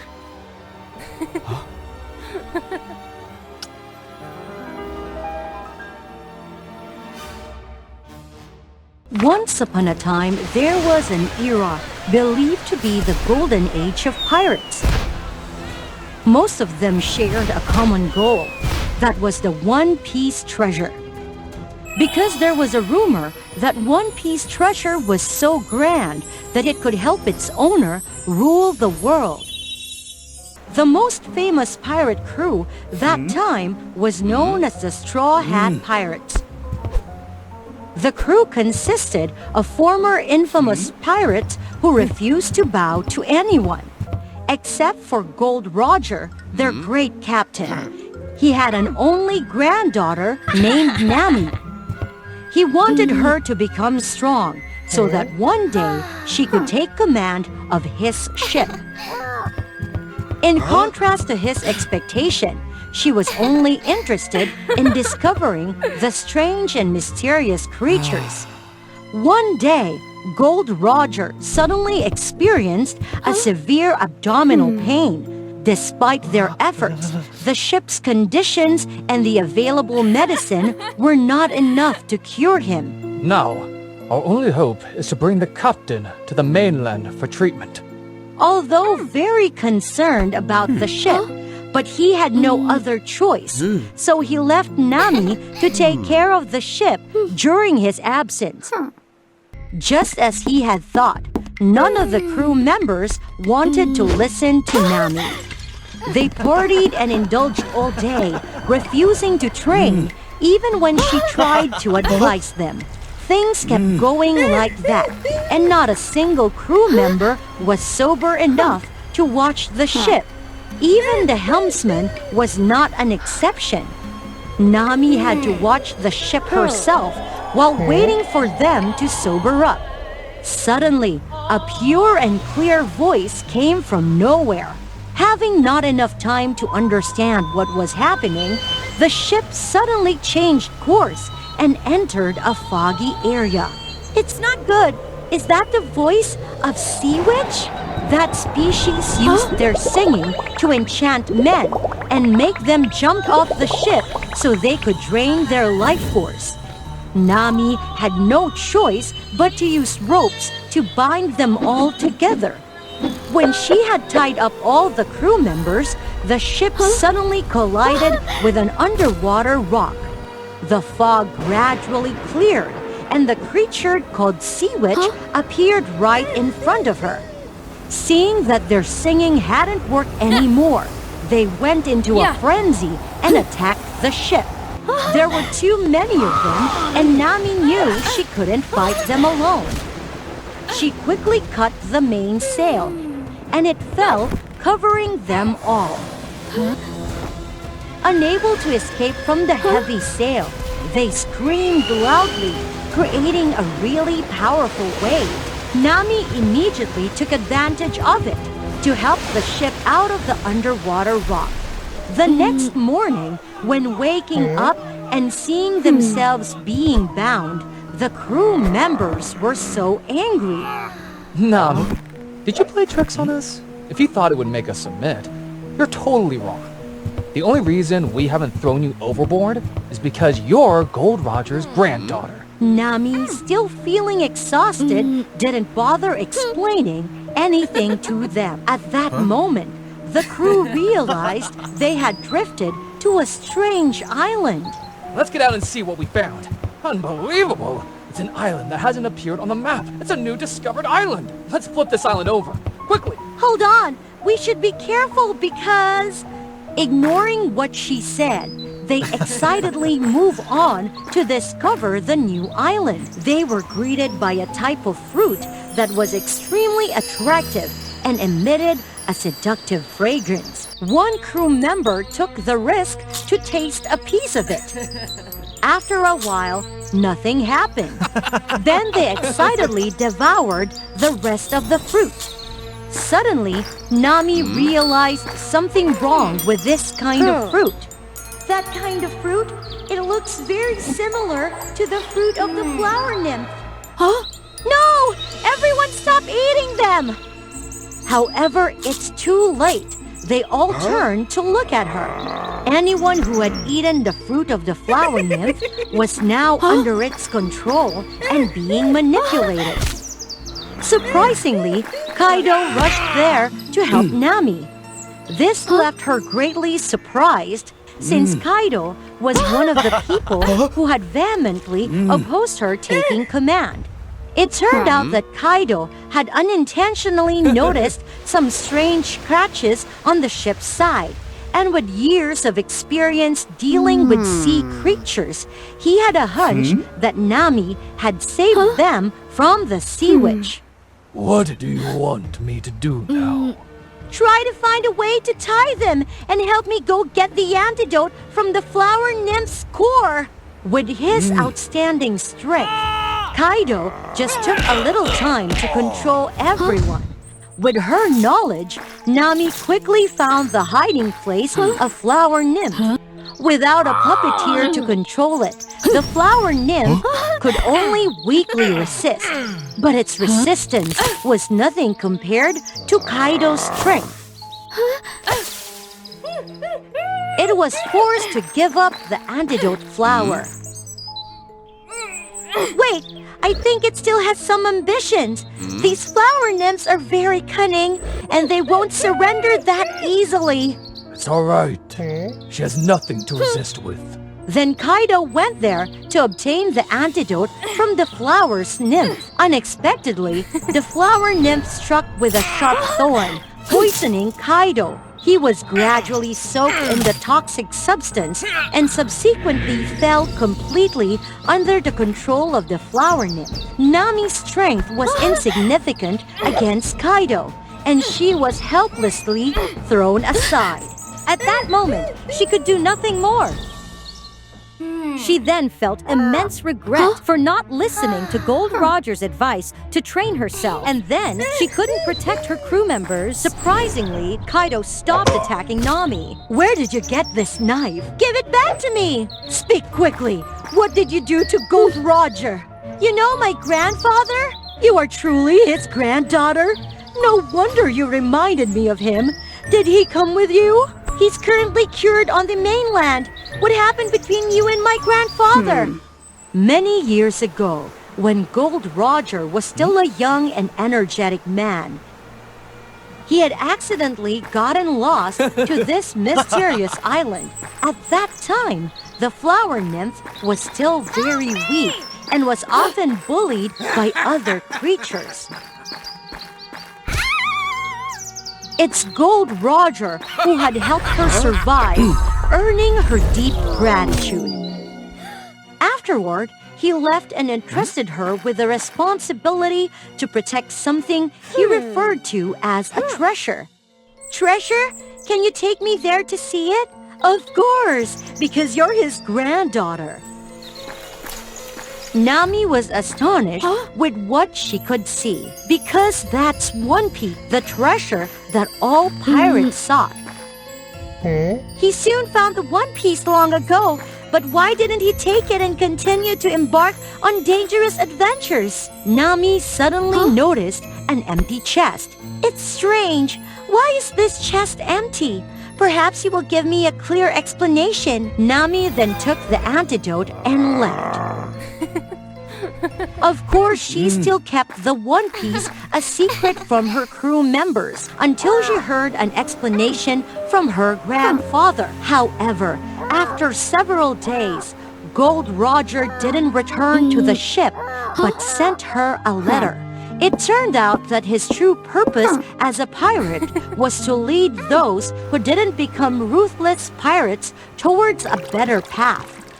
Moreover, he had to protect the One Piece because he knew that if it fell into the wrong hands, it would lead to countless fierce disputes. Along with the letter, he gave Nami a magical sea map. It was one of the most precious items related to One Piece. This was a magical map that could accurately display the location of any living being in the sea. Having this map meant being able to travel to any destination with ease. With this chart, Gold Roger entrusted the Straw Hat Pirates to Nami. After all she had been through, Nami was now ready to become a true captain. From then on, Nami became the first pirate queen on the seas, carrying on her grandfather's ideals. In a glamorous palace at Madara Kingdom, there lived a prince named Philip. He was well known for his bright and handsome appearance. The girls who met Philip were all enchanted by his charm. Oh, how handsome Prince Philip is! I wish I could be his wife. Druidess, the most wicked witch in the area, was not an exception. She continuously appeared by his side, sweet-talking and trying to lure the prince. If you agree to be my husband, I will grant you ultimate power that no one can match. Stay away from me. Don't waste your time. I have no feelings for you. After being rejected, the witch was extremely angry, but she couldn't harm the prince because she truly loved his handsome face. Near the palace, there lived a girl named Louise. She was the most beautiful girl in the village. Everyone had to be in awe of her beauty. Her husband was Adam, but he was chronically ill, which made Louise's life filled with worry and anxiety. She found all the possible ways to cure him, but Adam's illness got worse and worse. He was gradually weaker. In the most desperate moment, not knowing how to save Adam, the witch Druidess appeared and gave her a deal. I will cure your husband immediately, but in return, you must give me your beauty. How about that, beautiful girl? Although hesitant, Louise reluctantly accepted this deal because it was the only way to save her husband now. I agree. Please help my husband. He won't be able to stand it much longer. The witch smiled cunningly and took Louise's beauty away, turning her into an ugly girl. Blemishes appeared on her face, which even made everyone horrified while looking at her. After obtaining Louise's exquisite beauty, the witch joyfully gave her a magical potion and then quickly left. Louise hurriedly gave the potion to her husband, and to her astonishment, he woke up completely healthy. Overwhelmed by emotion, Louise rushed to hug Adam. However, to her surprise, Adam irritatedly pushed her away. "Who are you?" I'm your wife, Louise? No, my wife can't be as ugly as you are. Quickly go away. Louise was astonished. She couldn't believe her ears. Go away immediately and never appear in front of me. Meanwhile, Geretta's witch, after having a new appearance, she immediately went to find the prince with the hope that she could be able to seduce him. Now I have this supreme beauty. Will you marry me? Never. Give up that intention. Being constantly rejected by the prince, the witch was so angry that she lost control of her power, accidentally injuring her. Oh no, my handsome face.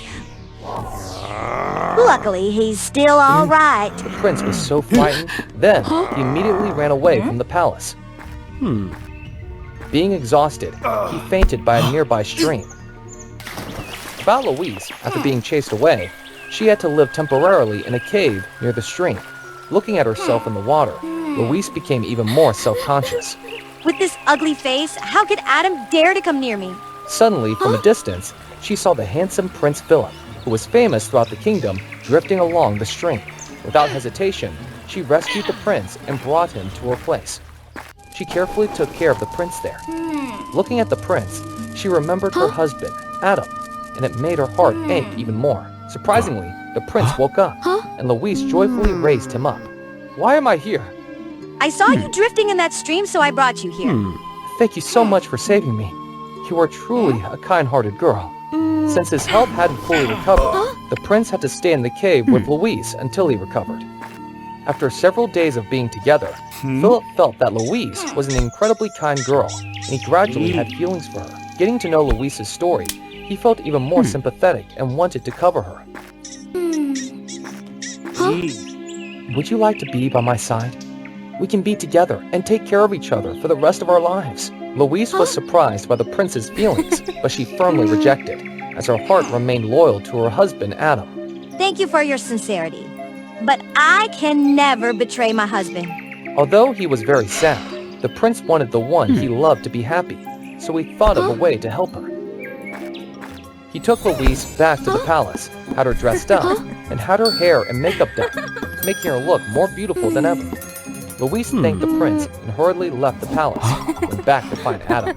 Prince Philip watched her go, feeling sad, and silently wished her happiness.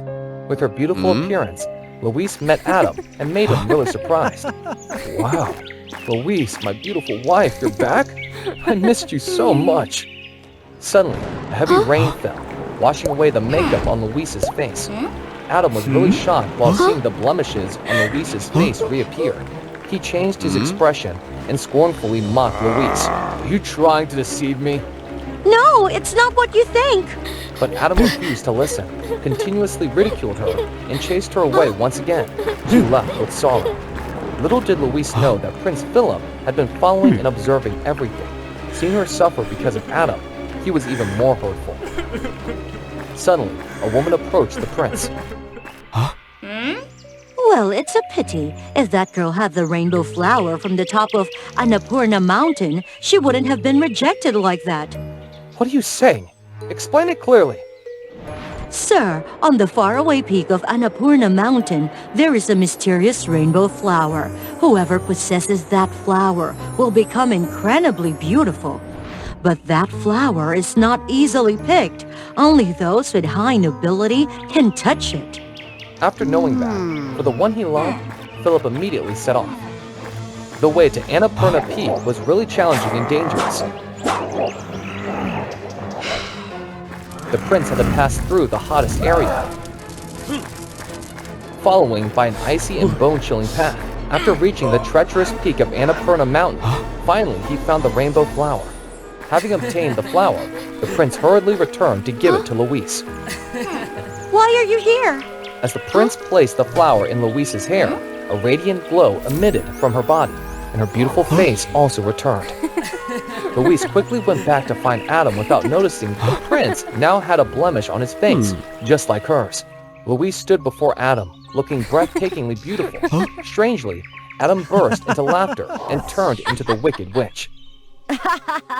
You are all fools. She stole the flower from Louise's hair and placed it in her own. She immediately became beautiful. Turned out, the power to steal the beauty of ordinary people only had a temporary effect on the witch.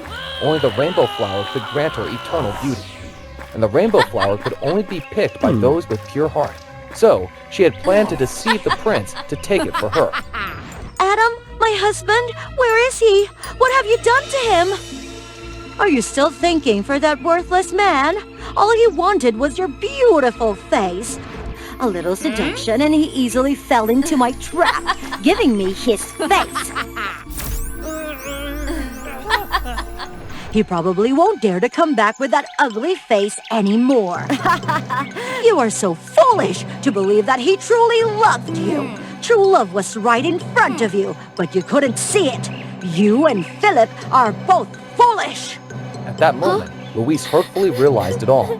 Because of her blind and loyal love with Adam, she hadn't been able to feel the love of Philip for her.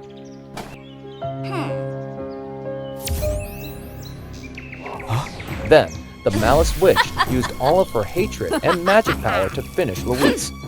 Prince Philip rushed in from nowhere to cover her. What are you doing?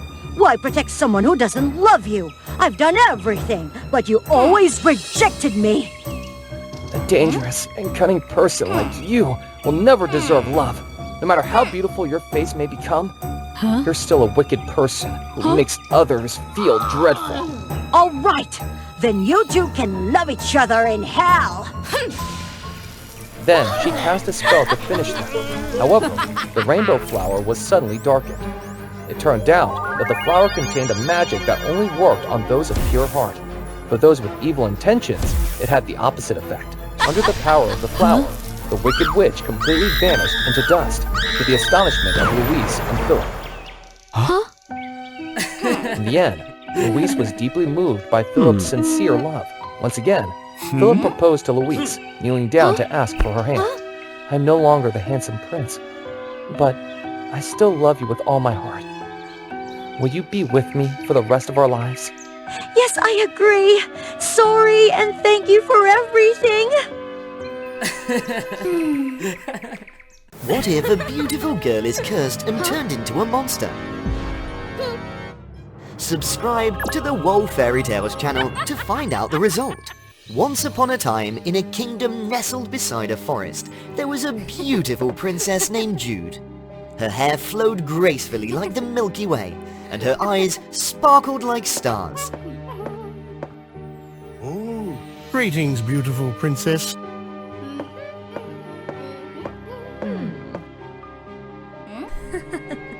The princess will surely become the most beautiful woman in the future.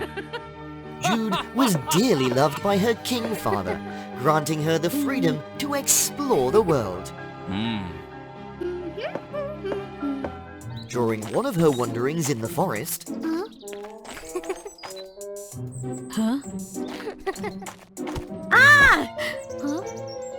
Jude cried out, trying to use everything around her to escape the trap. What should I do? Is there anyone who can save me?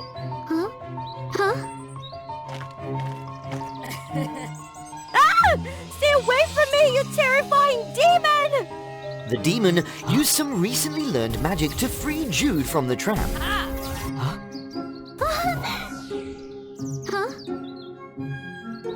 Jude learned that the little demon's name was Oak, and he lived in this forest.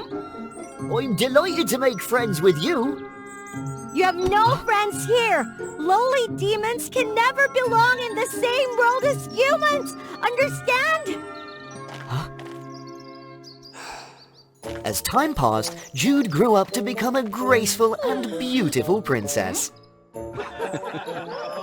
This beauty of mine must be reserved for someone worthy. Jude rejected all marriage proposals, setting her heart on Prince Zatal of the neighboring kingdom. She hadn't met Zatal yet, but everyone spoke highly of him, saying he was both wise and kind-hearted. Jude's admiration for Zatal reached his ears. Prepare the betrothal gifts. I shall propose to her. As predicted, Jude gladly accepted Zatal's proposal. After the engagement, the two kingdoms hurriedly prepared for the wedding, and the citizens were ecstatic about the union of the talented and beautiful couple. This is the engagement necklace. I want to give it to you. Huh? Put it on me quickly, Zatal! As soon as Jude wore the necklace, she immediately struggled and transformed into a monster before everyone's eyes. Huh? She's the creature cursed to transform and destroy the kingdom. The king was complicit in her actions.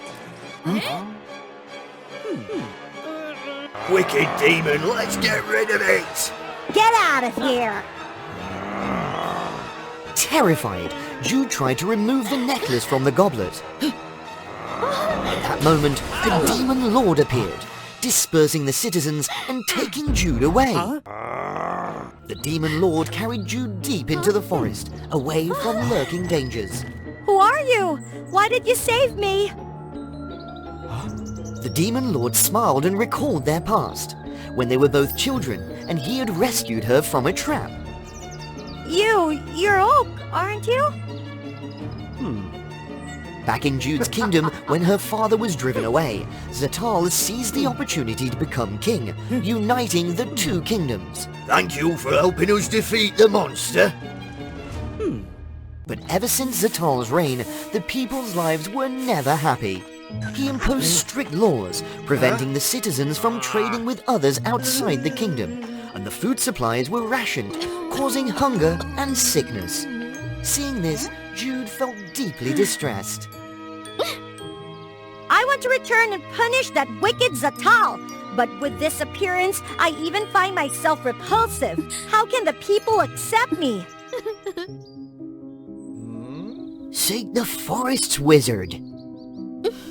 Why do you keep following me? Just go away. The forest wizard, my magic teacher, will help you break the curse. Take me there. So Oak led Jude to the dwelling of the forest wizard. The difficulties they faced on their journey made them understand each other better. Finally, Oak and Jude arrived at the cave of the forest wizard.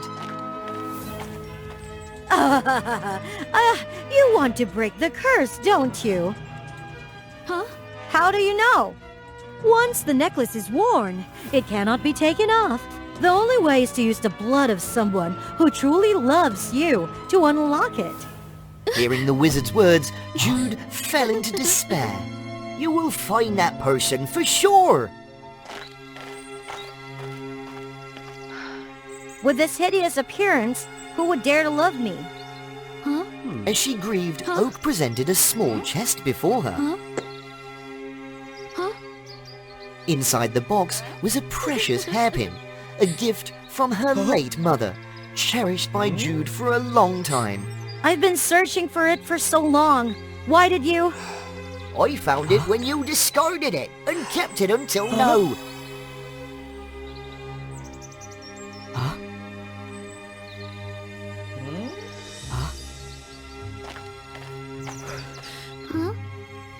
It clearly fell here.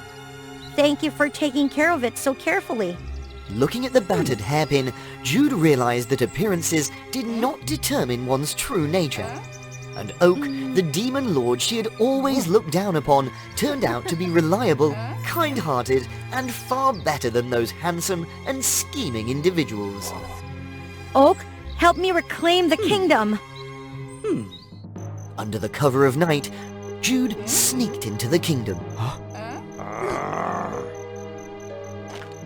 Jude transformed into a monstrous figure, frightening the soldiers.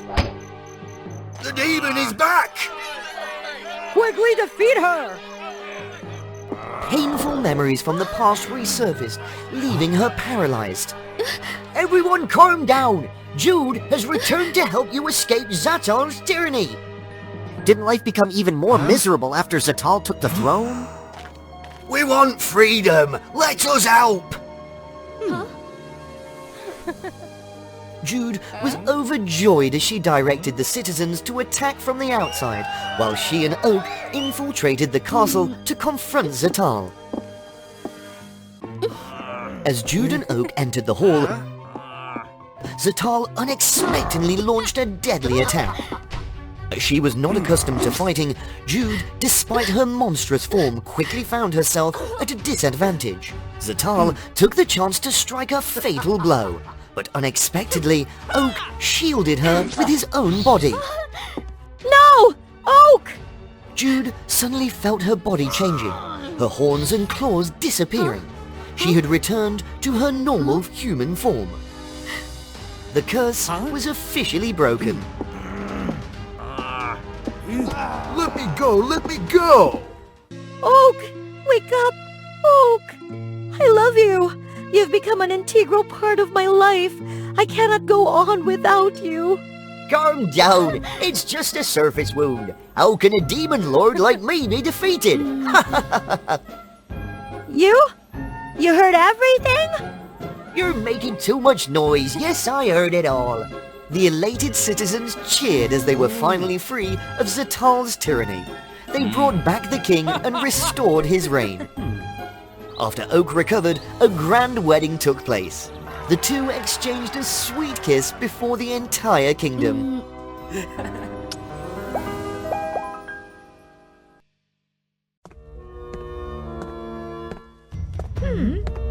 A beautiful dress cannot conceal a selfish soul. And a powerful weapon cannot turn you into a warrior.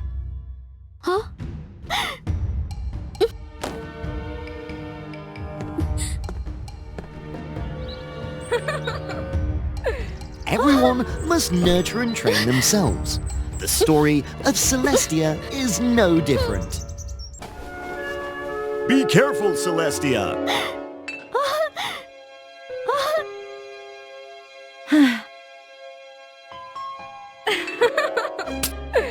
Celestia's father was a close servant to the king in the magic castle. Sir Anthony often brought her to the castle to play. Your Majesty, I apologize. To make amends, press the subscribe button for WOA Fairy Tale right now. The king was also delighted to have Celestia as a friend to his daughter, Princess Celine. Celine knew Celestia was her age, so she was even friendlier and more open. She led Celestia to where everyone was practicing magic. I wish I had one like that too. However, the closer they became, the more self-conscious Celestia felt. Wow! Whenever the servants served Celestia, as per the princess's orders, they often showed disdain. I'm so sorry!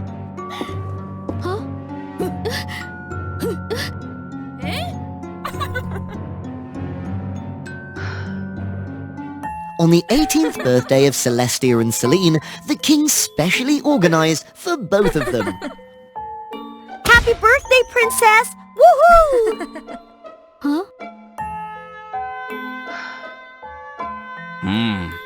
Come on, make a wish.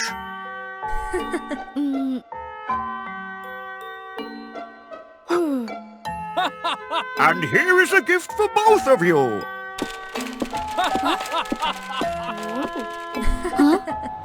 There were 3 magic wands. The first one was the Wand of Light, simple in appearance, not flashy at all.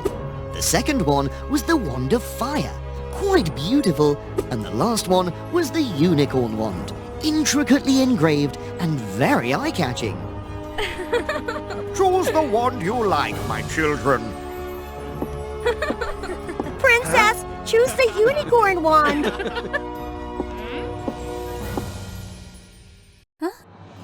But Celine chose the Wand of Light, the least outstanding of them all. I feel I'm not capable enough to possess the other wands.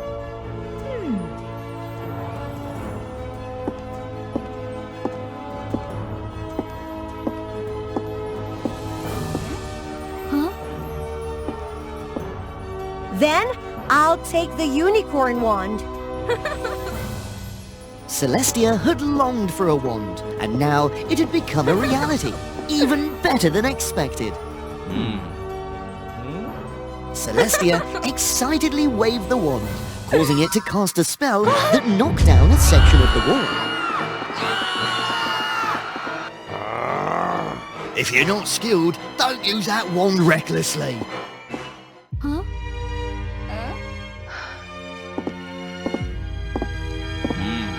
Make the wand suitable for you. Don't chase its power, or it will control you. Every day, Celestia went to the magic castle to study and train with Princess Celine.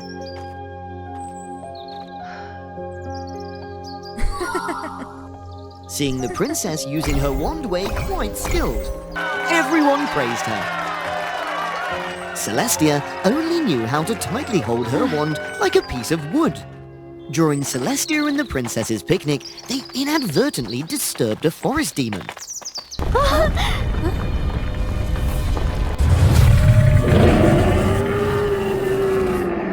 It rushed towards them, as if to devour them all. Celestia quickly tried to control her unicorn wand, but it wouldn't listen to her. Celine swung her wand of light directly into the demon's eyes. Celine quickly leapt up and used her wand to defeat the demon, making it disappear instantly. Everyone breathed a sigh of relief, and they all praised Celine's great skill. She understood and mastered the power of the wand, making it obey her. Meanwhile, Celestia could only look at her unicorn wand in frustration. Celestia took her wand home and threw it into a corner. I shouldn't have accepted this gift.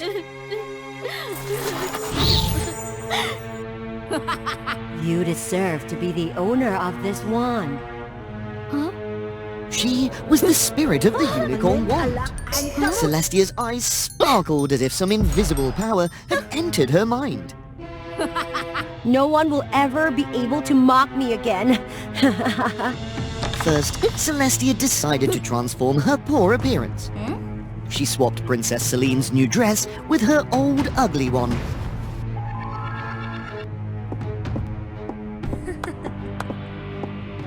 When Celine received the dress, she saw that the old dress was ugly and completely different from the sketch that she had drawn. What is this? It suits me perfectly. You look beautiful, my mistress.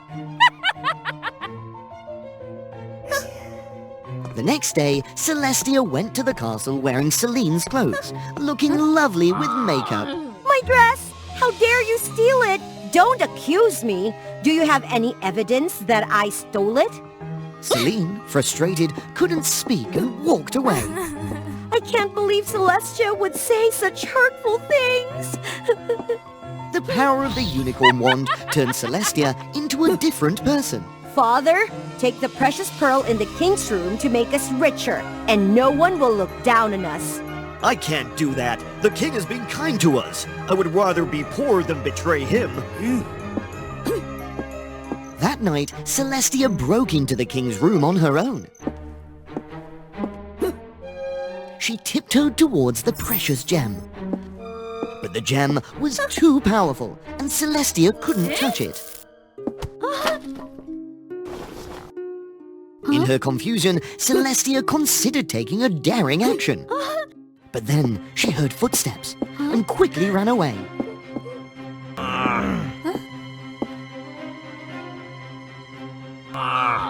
Catch the intruder! No need, I'm fine. Celine felt puzzled, but still had the intention of finding the intruder. I almost harmed the king! You did well. You don't need to blame yourself. The next day, Celestia went to the castle as if nothing had happened. After the training, I have seen your efforts. Celine, you make me proud as the wielder of the Wand of Light.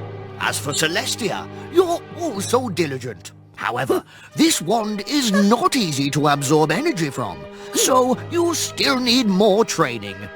Show him your ability, Celestia. Celestia suddenly aimed her wand and cast a spell at Celine. You You had your chance, but you didn't learn. When you stole the gem from my room, I thought you were momentarily overwhelmed, so I let it slide.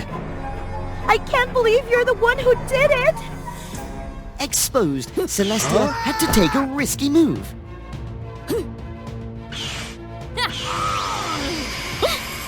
Both wands faced off against each other. Her growing hatred made Celestia succumb to darkness. Celestia pushed her unicorn wand to the limit, causing Celine's wand to break in half. Celestia lost control of herself. She could no longer distinguish right from wrong. Snap out of it, Celestia! Don't lose yourself, my child. Poverty is not a sin. It's only the lack of determination that deserves condemnation. She struggled to break free from the unicorn's influence. The spirit had possessed Celestia's body. Celestia! Celestia, you were originally a kind-hearted person. Don't let evil tarnish your soul. Celestia recalled the moments of poverty but happiness. Get out of my body! The Unicorn Queen was expelled from Celestia's body. Without me, the wand is useless. I will create power for this wand on my own. Celestia rushed forward to use her wand to defeat the Unicorn Queen.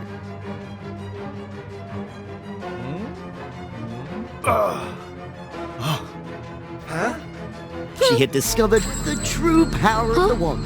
Strength, integrity, kindness. Celestia restored Celine's wand of light. I'm sorry, Father. I was wrong. Now I understand that what truly matters is what suits us and brings real value. I'm sorry, Your Majesty. I was too selfish and shallow. That's a lesson for you. Not everything beautiful on the outside is good, and not everything ugly is useless. It all depends on how we use it. With all misunderstandings resolved, they all lived happily ever after in the magic castle. How was your day, my princess? Once upon a time, there lived a girl named Athena. Have you subscribed to the WOA Fairy Tales channel yet? What? Athena was a kind and beautiful student at the Royal School of Magic, but she was extremely insecure. She always thought of herself as weak and incompetent. Athena lived in seclusion, with few friends, poor academic results, and she never dared to step out of her safe zone. Being lonely, she often wandered alone in deserted places. One day, while exploring, Athena discovered two deer trapped in the wicked wizard's trap. Her kind heart couldn't ignore the situation. What? How could it be so easy? The trapped deer turned out to be a goddess. Athena had unknowingly rescued her and became her loyal servant. To show her gratitude, the goddess decided to give Athena Alice, my demonic servant's name. But how? So be it. I'm leaving now. Wait a moment! From that moment, Athena's life changed forever. She didn't want to be in this situation. Who wouldn't be afraid with a mischievous demon following them? Athena was too scared to talk about it or introduce Alice to anyone else.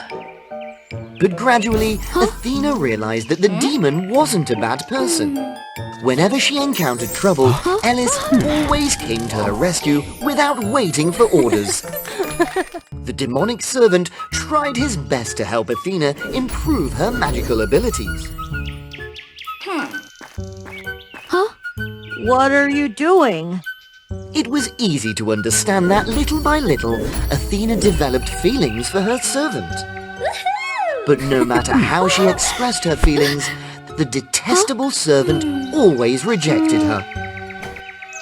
Why don't you understand, you fool? You humans won't live long. Alice had once loved Minerva, a human girl.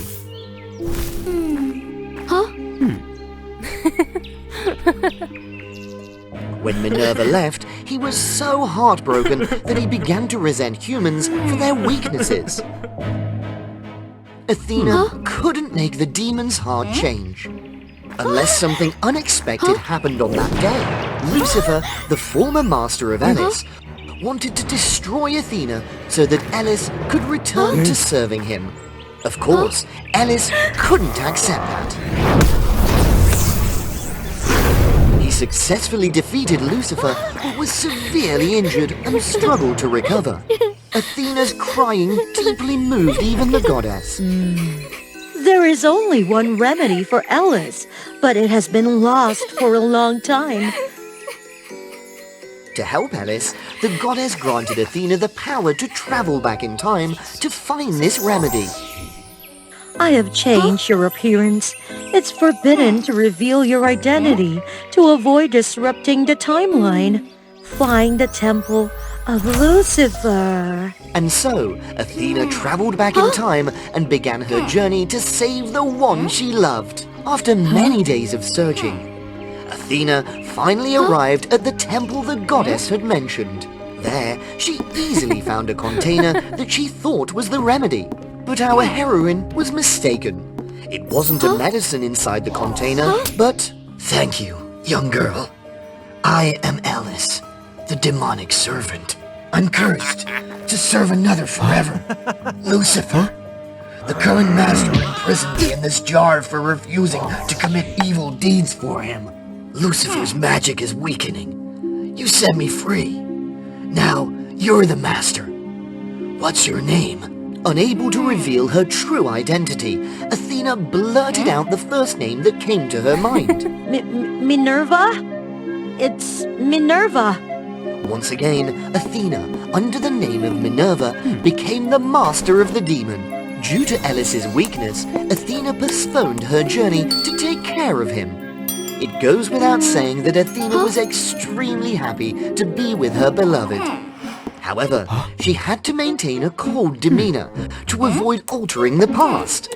But sometimes, fate cannot be avoided. This man from the past was even more wonderful than the cold-hearted one in the future. Who could resist the handsome demon? Day after day, their love grew deeper, but Athena still kept her true identity hidden. You're all healed now, and it's time for me to leave to go far away. But why? Minerva? Why won't you tell me the reason? I will return to you one day. I promise. Knowing that she couldn't be stopped, the demon reluctantly let her go. But he was determined to help Athena one last time on their journey to find the cure. Lucifer has many temples. He keeps the remedy you seek here. Be careful. Lucifer may have set traps or monsters inside. There's the bottle! There's the bottle! Of course, achieving their goal wouldn't be so easy. Lucifer had stationed a wicked sorceress to guard the temple. Give it back! The servant master pair tried to escape, but Alice understood it was impossible. You go ahead. I'll buy you some time.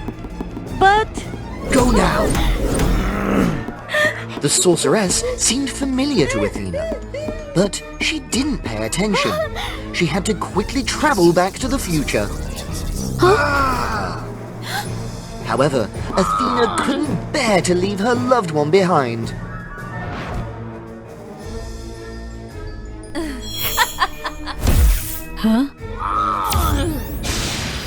Unfortunately, a young girl like Athena was no match for the wicked sorceress, a henchwoman of the demon lord Lucifer. Sadly, our poor girl suffered a fatal blow and couldn't survive. With her last bit of strength, she desperately tried to send the medicine back to the future. Luckily, just before Athena faced danger, Alice woke up and defeated the sorceress. Athena couldn't believe that the sorceress was someone she knew. She was the same goddess from the past, who had her mind manipulated by Lucifer to become his servant.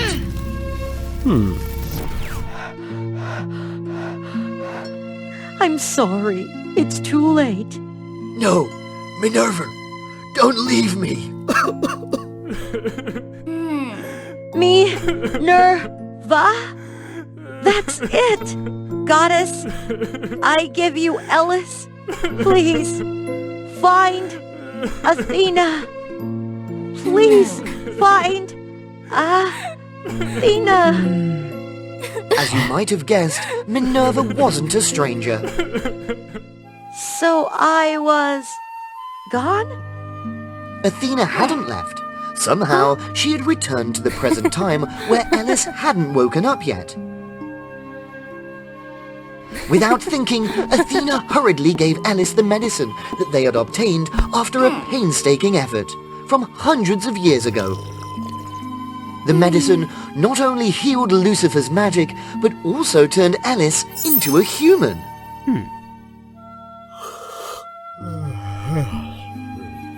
Minerva? Now Athena realized that she was still trapped in Minerva's identity. I was right. From the very first time she saw Athena, the goddess knew she was Minerva. She had Alice pretended to be the deer to have an excuse to meet Athena. The goddess deliberately transformed Athena into Minerva. I also cast a protection spell to send you back here when you were hit by my attack. I have repaid my debt to you. It's time for me to leave. Farewell.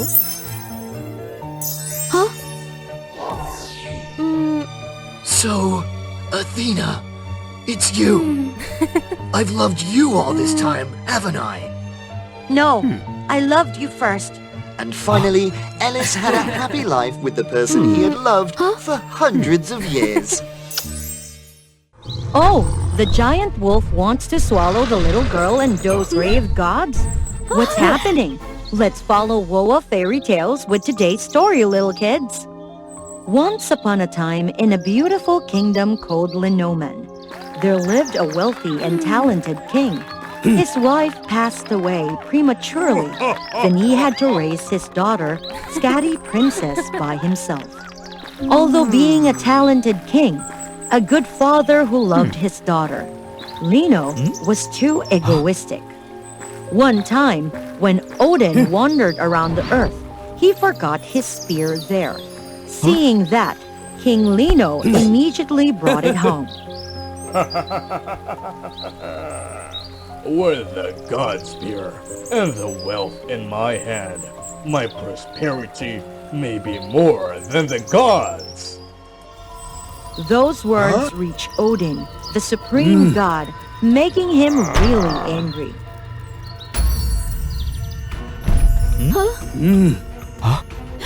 You are a human, but you dare to insult the gods? Your arrogance deserves to be punished.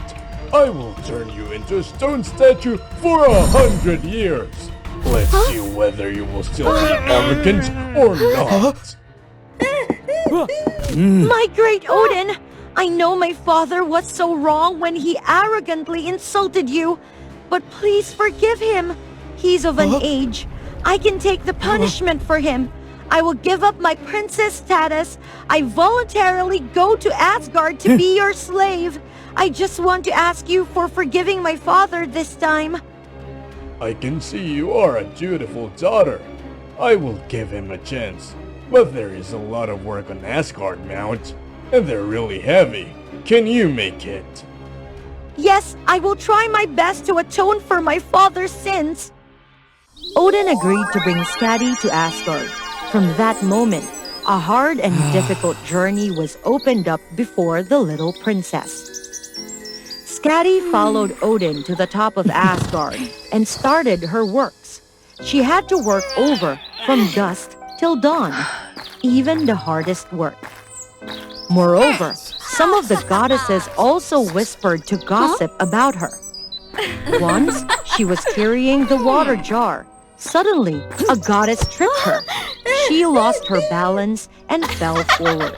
Luckily, Nord, the god of wind and sea, timely catched her. He held Skadi on his lap. They looked at each other passionately. Skadi was astonished for the while, then shyly pushed him out. Thank you! Working for a long time, Skadi really missed her home. My great Odin, I've been away for so long. My father is weak and old. Could you please have mercy on me and allow me to visit home? Yes, but you can leave for just one day. Thank you so much. I promise to come back here on time. After coming back and making sure that her father and the people were all safe, Skadi quickly went back to the foot of the Asgard for Heimdall to bring her back and continue her work. On the way, while crossing a forest, she accidentally heard a group of giants discussing about the plan of attacking Asgard. Skadi hid and waited for the giants to leave. Then she ran fast to the foot of the mountain. After reaching the top, Skadi immediately told Odin about what she had seen. Thanks to Skadi's warning, Odin could set up everything to prepare and quickly defeated the giants. Skadi, thank you so much. Your information saved Asgard from a great danger. To thank you, I want to grant you a love affair. By the way, there are so many gods of Asgard who are still single.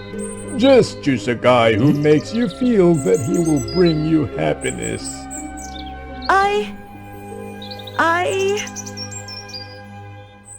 If you are still confused, I have a good way for you to do it. Odin came up with a plan. He hid Skadi along with other two goddesses. Only their hands were revealed. The gods who willingly chose the hand of Skadi would become her husband.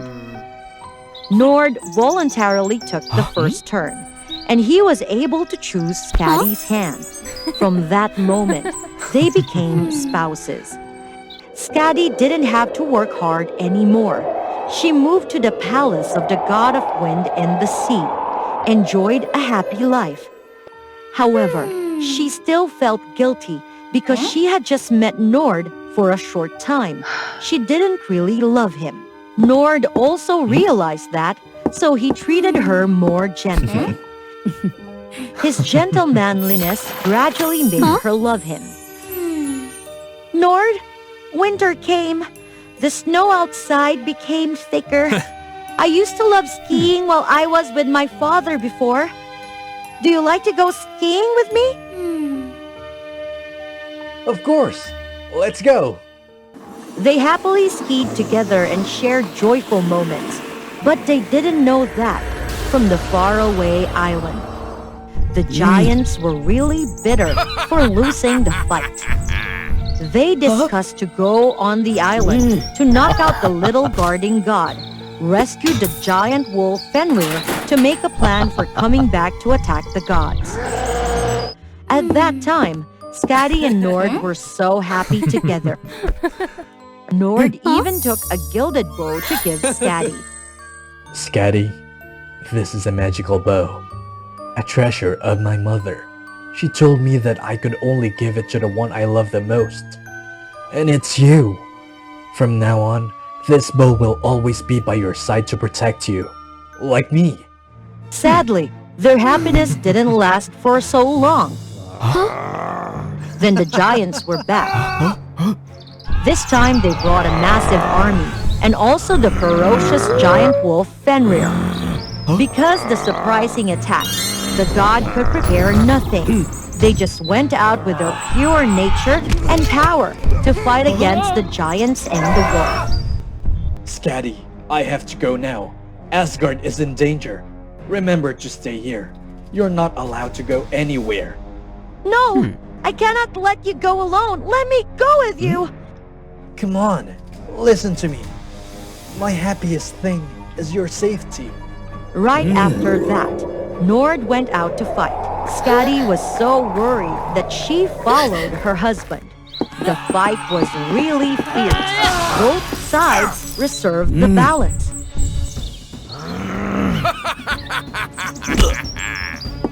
Nord bravely went forward in the fight with the giant wolf and gradually got exhausted.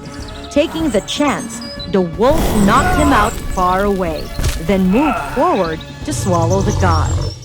Right at that moment, Skadi appeared. She used a black wooden bar from the roadside to slide fast on the snow to the wolf and threw a spear to it.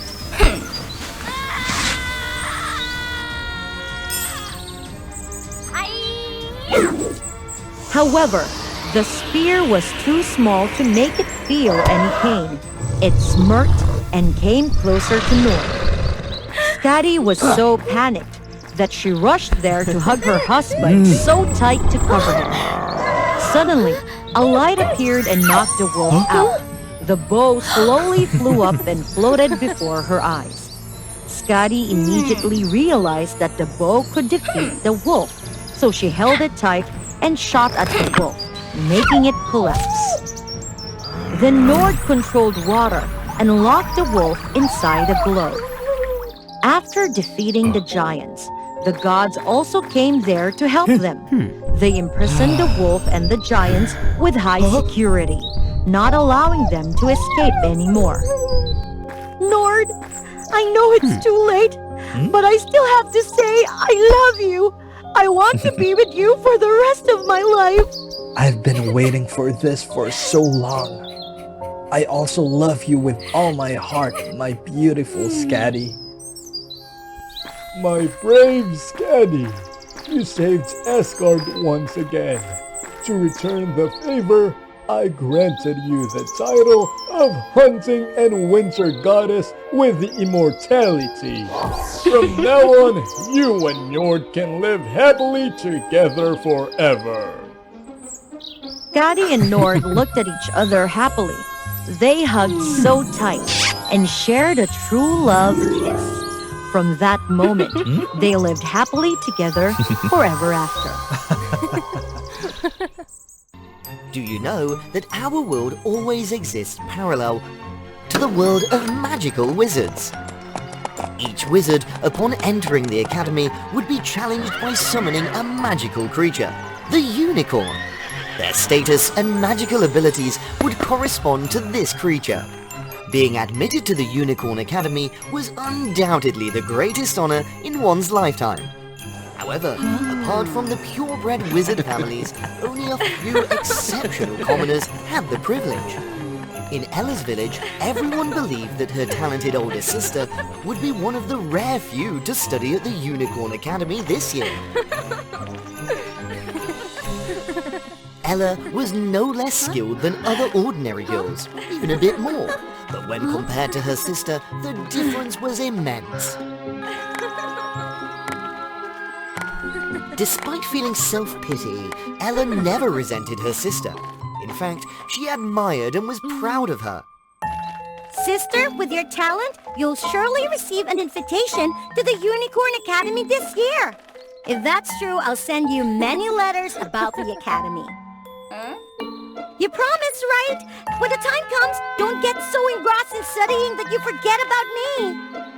However, in the end, not only Ella or her sister, but also all the villagers were astonished when Ella was the one invited to join the academy, not her sister. The shock and disappointment prevented her sister from talking to Ella until the day she started her studies. Ella entered the Unicorn Academy with a heavy heart mixed with a hint of anxiety. Her worry and confusion grew as the magical classification ceremony went on. The elemental unicorns appeared one by one, filling the air with wondrous magic. Each student who successfully summoned a magical creature would have a corresponding horn appear on their head, reflecting their elemental affinity. Especially the radiant unicorn created by Selena, a purebred wizard.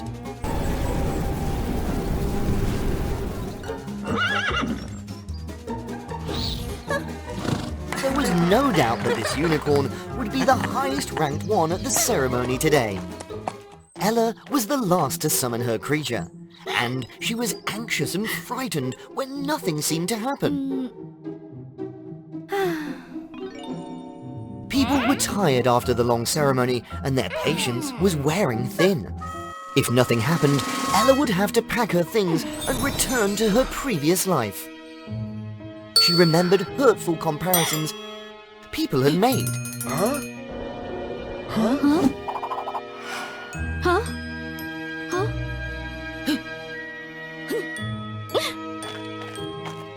What's going on? Is there any mistake?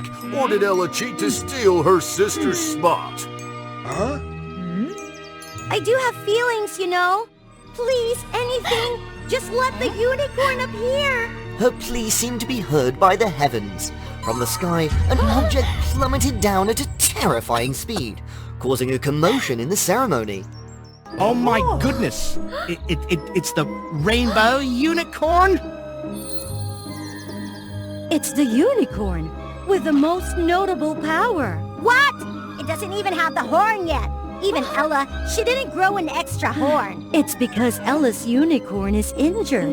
Everything will be fine in a couple of weeks. In the following days, Ella received a different kind of attention than usual. Even Celia, who didn't like Ella, put on a friendly face and invited Ella to join her group. There's a race this weekend. You and your unicorn, James, right? Join us. I'm sorry, but I have other plans. Indeed, Ella was hiding a dreadful secret. James, the unicorn she summoned, wasn't actually a unicorn. Listen, I know you're not the creature I summoned, but it's all done now. Can you please help me stay at the academy a little longer? Contrary to Ella's friendliness, James was uncooperative. Before the magic test, Ella led James outside, hoping to connect with him and gain his cooperation. However, James not only disobeyed,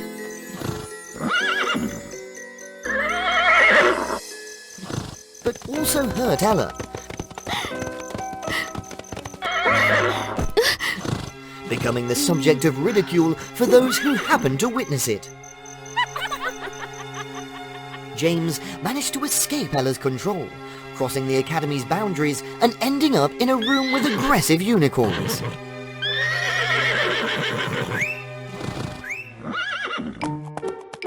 He didn't expect that Ella would appear, risking her life to protect him.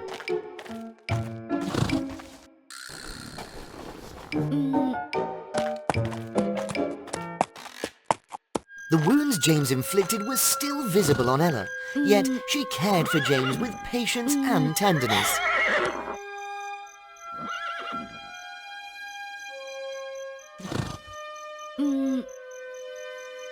I'm sorry, it's because of my incompetence that you're involved in this. But tomorrow it will be over. After the test, when I can't perform magic, I'll confess everything and leave. You'll be free too, James. Ella couldn't have anticipated that those words, along with her gentle actions, would touch James's heart. The next day, James agreed to let Ella ride him, and even performed magic to help hide her abilities. From that moment, they became the best of friends.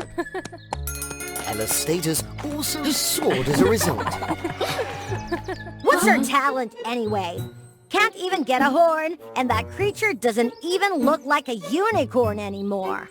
For the first time, Ella experienced the glow of being the main character, and she couldn't bear to lose it.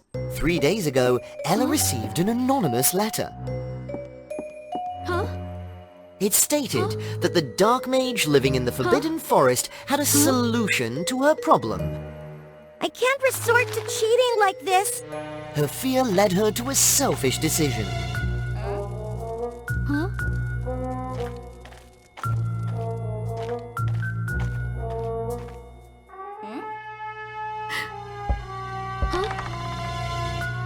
I want to have a unicorn horn. After following the instructions, a horn indeed appeared on James's head. Huh?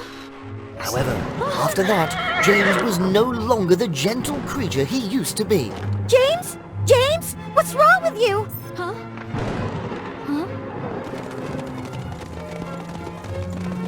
High-level wizards struggled to restrain James. But it wasn't an easy task, especially when the condition seemed to spread to other unicorns. Ella! What on earth have you done? James, please, don't be like this. James! It's me! It's me, Ella! Stop, Ella! Quickly bring him under control! James's memories of Ella's kindness woke him up. Seizing the opportunity, the group of wizards captured James and the mindless unicorns. Huh?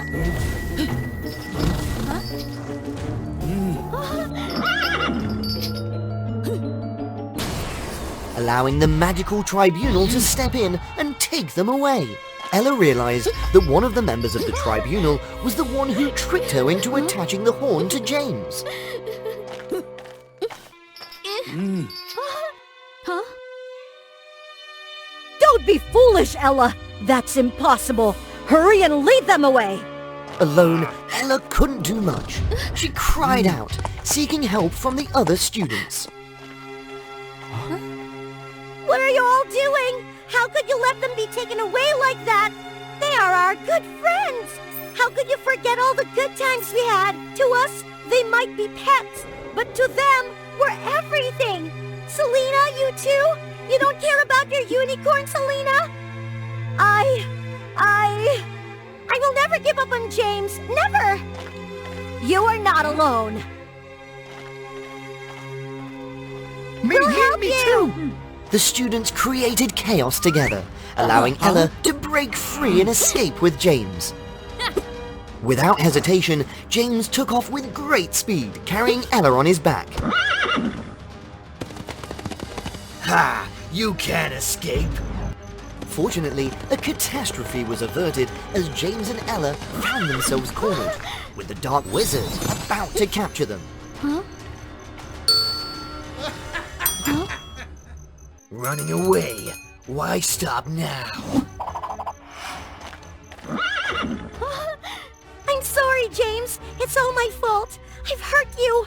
I let my own interests blind me. You've always been my best friend, whether you're a unicorn or not. In their final moment, Ella decisively removed the horn that didn't belong to James, confirming her affirmation. Strangely enough, that action not only restored James's original appearance, but also sprouted a pair of large wings, lifting both of them into the air. It turned out that James wasn't a unicorn, but a Pegasus prince. During the battle against the forces of darkness, he had been wounded and lost his way to the Unicorn Academy. The wound caused by the darkness sealed his magic powers and memories temporarily. When the horn containing dark magic was attached, it inadvertently reactivated his powers. When Ella removed it, the powers surged once again.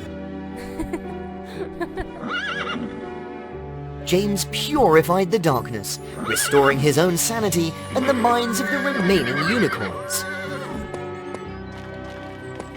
Ella stepped forward, admitting her mistakes to everyone and acknowledging that she wasn't worthy of studying here. Summoning a spirit beast is through the bond of friendship with a wizard.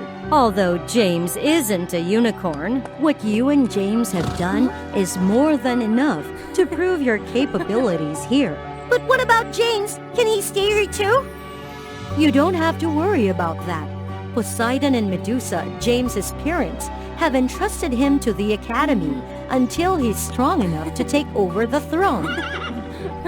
From then on, they continued to be close friends, and they even built a sometimes turbulent but beautiful relationship with Selena. Today's story concludes. Thank you for your support. Each view is a tremendous encouragement for us to create more interesting new stories. Don't forget to subscribe to WOA Fairy Tales to help us reach 1 million subscribers soon. Now, share with WOA Fairy Tales your emotions after watching today's story.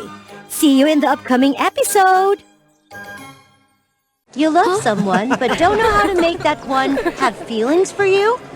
Amy, the goddess of love, is your answer.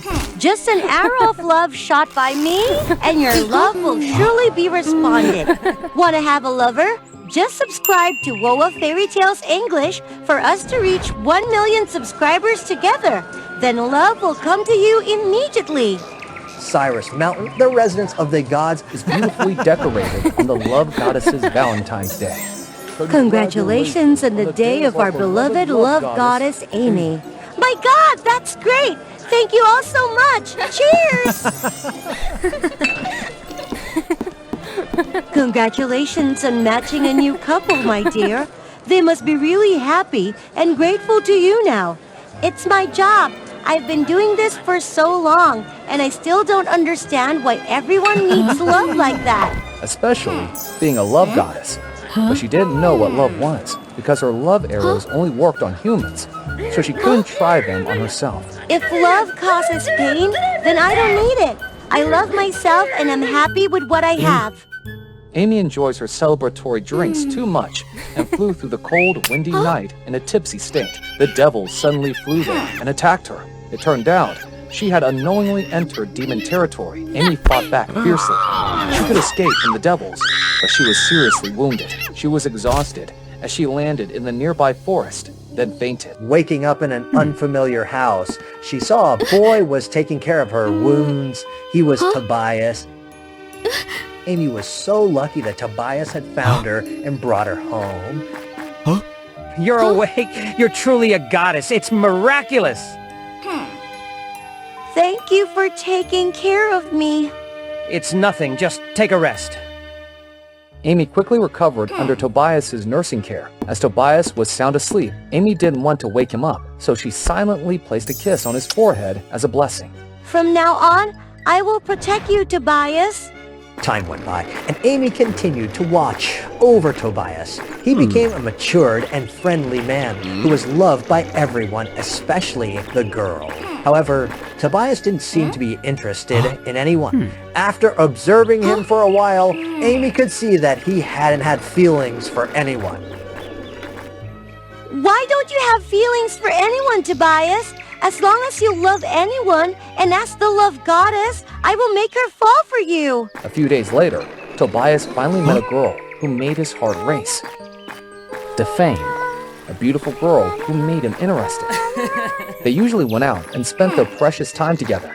Beautiful Defane, could we meet at the forest where we first met tomorrow? I have something to tell you. You're making me curious, but I trust you. Let's meet there tomorrow. Thank you so much.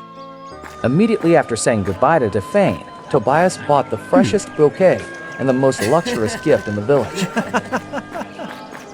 Hope that Defane will love this gift and accept my love. Oh, my beautiful Defane. Far above on the clouds, the love goddess Amy was always watching and witnessing it all. Finally, this day has come. In the name of the love goddess, I will help you win the heart of that beautiful lady.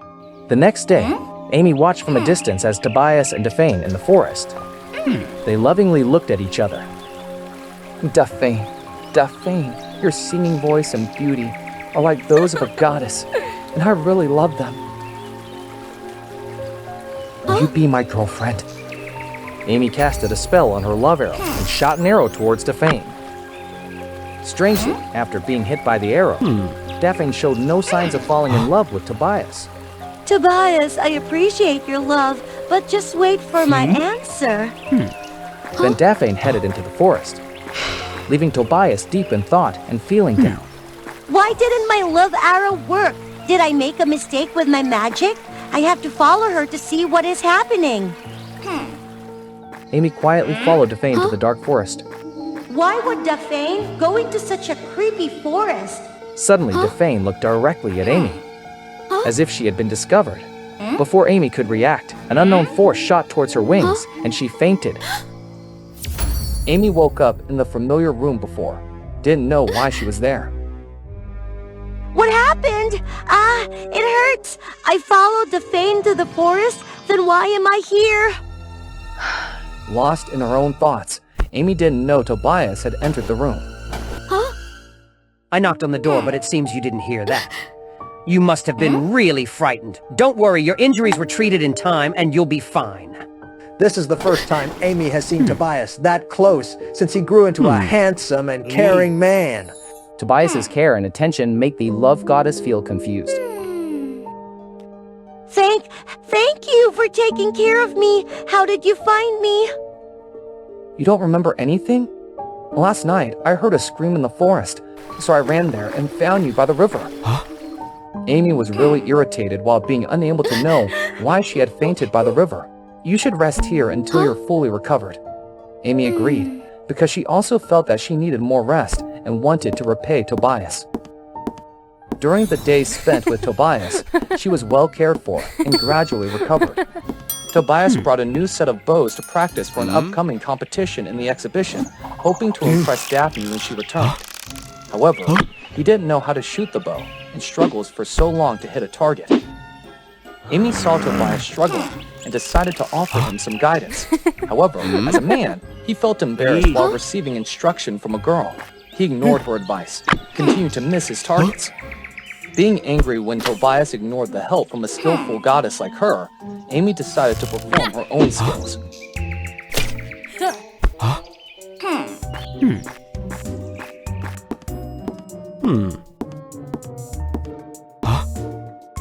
I'm sorry for this afternoon. Please continue to guide me. Amy was touched by his sincerity. Amy agreed to help him. They practiced diligently together, with Amy regaining her strength and Tobias finally hitting his target. He hugged Amy to celebrate. Tobias did it! I should return after the competition! However, Amy found a strange discomfort in her heart. What's this feeling? My heart races. Do I like Tobias? The day of competition finally arrived. Amy and Tobias together went to the exhibition and registered. As she glanced at the bulletin board, she saw a notice about mysterious disappearances of young men. She worriedly told Tobias. He immediately comforted her. The competition started with many skilled and handsome competitors. But with Amy, Tobias was the most handsome man. All efforts were repaid. When Tobias had defeated all the opponents easily, the prize-giving ceremony happened with the congratulations of everyone. From the crow, the one that no one had expected, Daphne rushed there to embrace Tobias, offering her congratulations. Seeing everything was fine, Amy silently left. She returned to her original form and flew back to her world. Where are you, Amy? This prize I want to share with you. Daphne is really angry after the competition, as she went back with Tobias, but he hadn't paid much attention to her. You look tired. My house is near here. Let's go there and take some rest. Tobias, feeling dejected and exhausted, agreed to Daphane's invitation. Being back to Cyrus, Amy missed Tobias, but she thought that he was being happy beside Daphne. Her heart broke. Seeing Amy come back in a bad mood, the other gods asked after her. Amy told them the whole story and her strange feeling. The gods couldn't hold their smiles while hearing it. Oh my goddess of love. That's the love girl. You love that guy. Turns out it's the love. Now I get it. What are you waiting for? Go see him. You're right. I have to go see him. But if Tobias is happy now with Daphne, I will silently protect their love. She went to his house, but couldn't see him.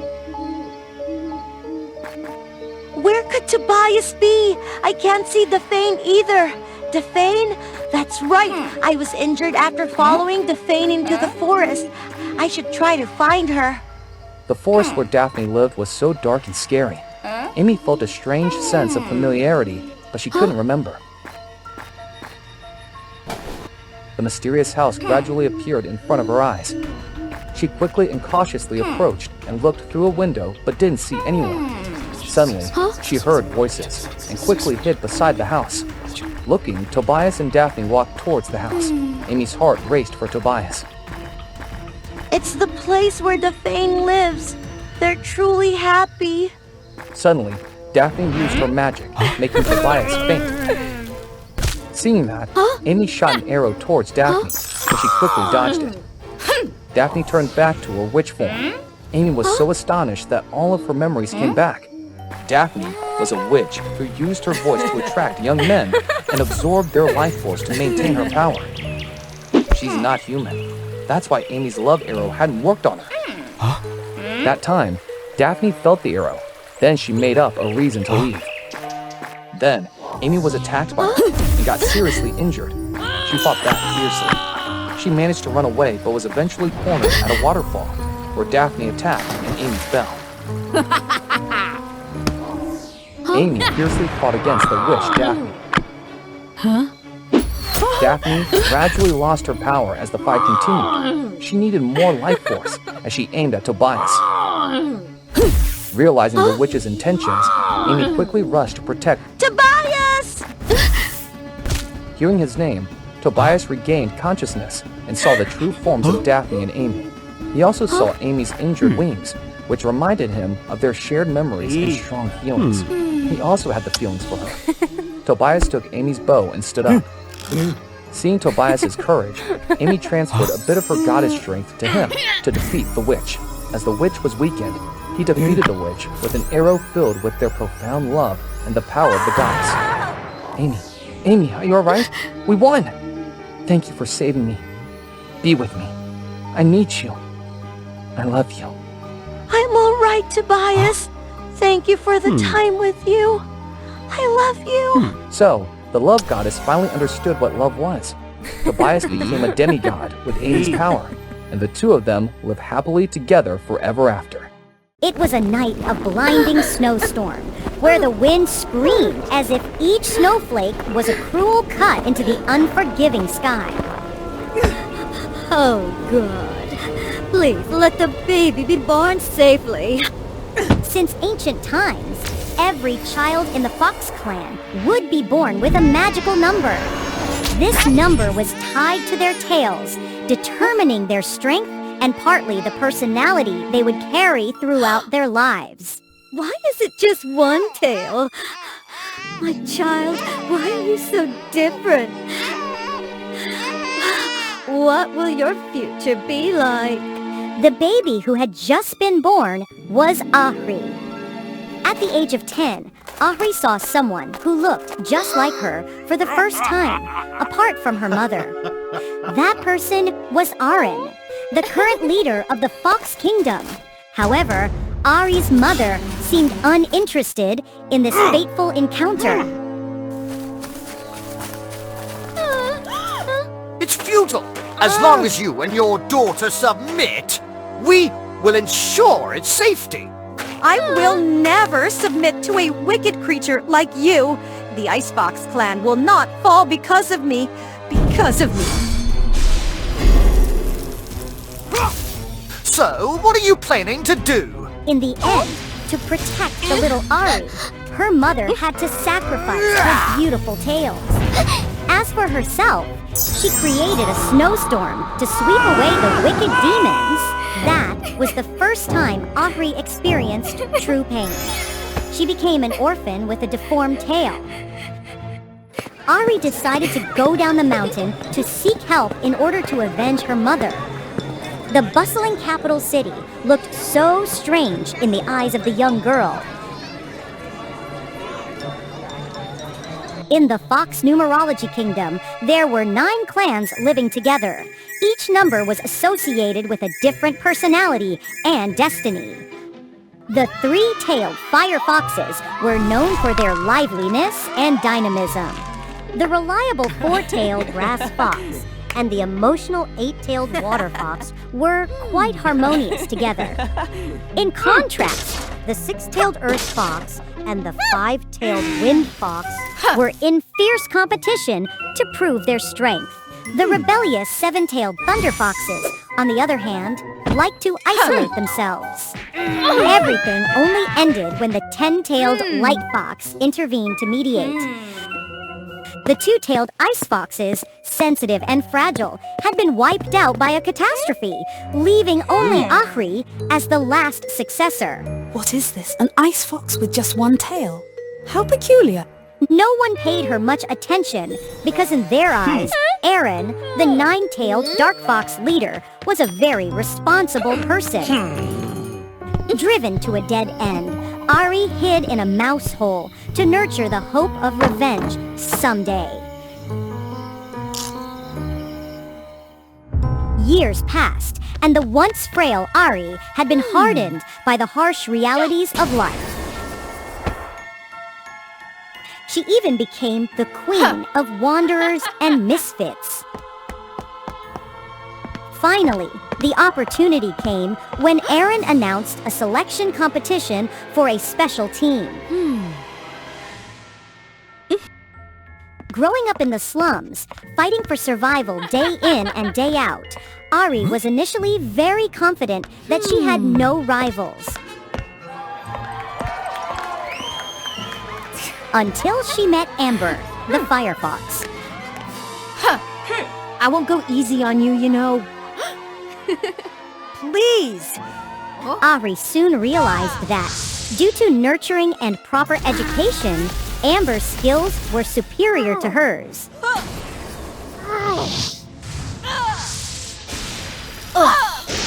Although they tied in the end, Ahri had exhausted herself. What angered Ahri the most was that Amber always had friends who loved and supported her, something the solitary Ahri could never have. Come on! Being in the final round is all right. Forget about her. That's right. You're about to meet Lord Aaron as you've always wished. The conflict reached its peak when Amber realized that Ahri had no respect for the leader she admired. However, ironically, they were grouped together to carry out the mission.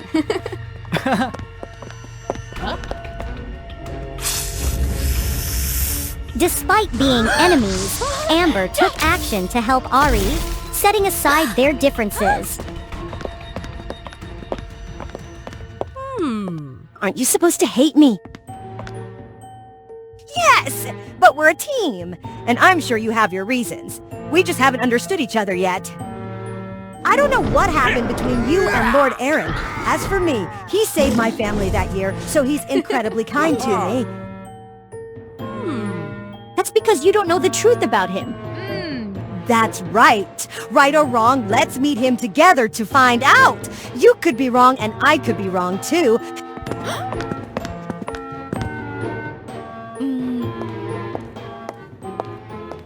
The location of the main competition was the ancient Ice Mountain. It's strange. Where are the other groups? It means we're the first ones here. Let us scout ahead.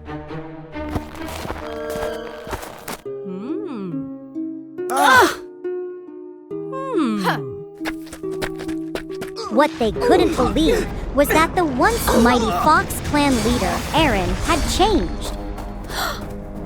No! Don't act recklessly.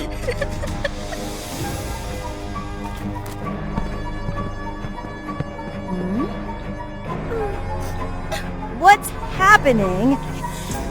That evil fox is trying to steal the tails of other foxes to gain immortal power. This competition is just an excuse. It's because of me. All because I didn't trust you. Your trust wouldn't have helped at this point, Amber. We need to defeat him and expose his crimes to bring justice to our friends. When they regained their composure, Amber and Ari realized that Aaron's power as a nine-tailed fox was connected to darkness. That means he's weakest when the first light of day appears. Exactly! This is our only chance! The bond between the two fox girls grew stronger from that moment. Ari, who was familiar with the snowy mountains, took the position to distract Aaron from the magical battlefield. Our little one has grown so much, hasn't she? I knew you would come back. You're just like your mother. You have no right to mention her. Is that all you have? You're still so weak. Ahri had no intention of fighting directly. She fled to prolong the time and lure Aaron away from the battlefield. When Ari's body could no longer withstand the strain, the first light of day appeared. The moment they had been waiting for had arrived. Without hesitation, Amber rushed at terrifying speed towards Aaron's weakening magical field. But they had underestimated the wicked fox. The fragile light was not enough to put him in a helpless situation.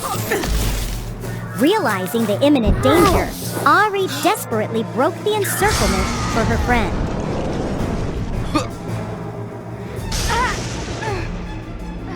However, it was too late.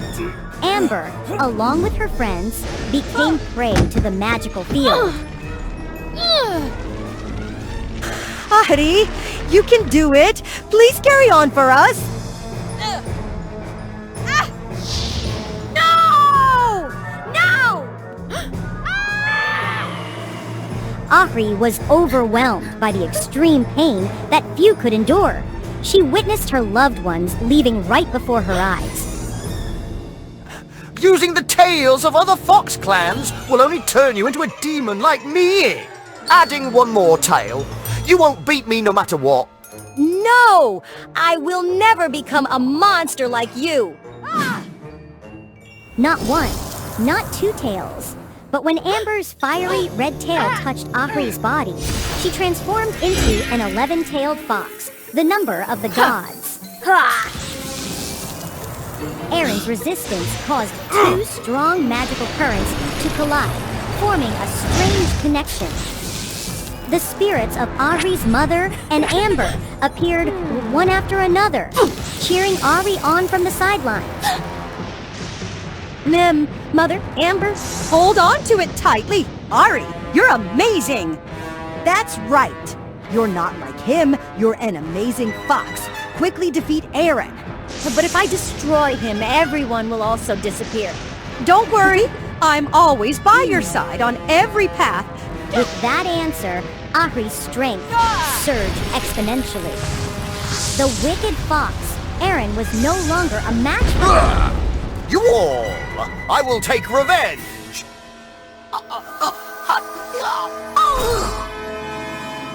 The magical connection disappeared, but the spirits of Ahri's mother and Amber appeared, cheering her on. Don't cry, be confident, and I will give you a gift. When the snow melted, the gift that her mother mentioned indeed appeared. We haven't been completely absorbed by Aaron, so we've come back, but it's a pity about your mother. I know, in fact, what remains is just an illusion. My mother merged into the beautiful snowflakes long ago. The battle ended, and the villain was punished. The Fox clan celebrated and unanimously honored Ari and Amber as protectors of the kingdom. From then on, they, along with their sacred friendship, devoted their all to protecting the peaceful life of their people. Today's story concludes. Thank you for your support. Each view is a tremendous encouragement for us to create more interesting new stories. Don't forget to subscribe to WOA Fairy Tales to help us reach 1 million subscribers soon. Now, share with WOA Fairy Tales your emotions after watching today's story. Wow, how could that be? The giant defeated by a little girl? Is there any story behind that spectacular fight? Let's follow WOA Fairy Tales for more details, little kids. Once upon a time in a peaceful village, where people had a prosperous life, there lived a girl named Alva, who was isolated by everyone. The villagers all stayed away from her because they were jealous of her outstanding intelligence and beauty. Poor Alva had no friends, no relatives, so she had to live in a ragged house on the side of the forest. She could only read books every day. The villagers lived by peacefully until one day there was a giant appeared. No one knew where he came from. What a fertile land!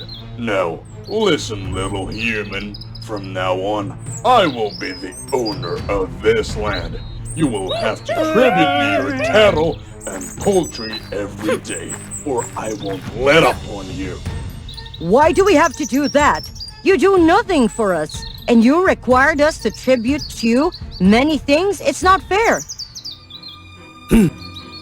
Because of this.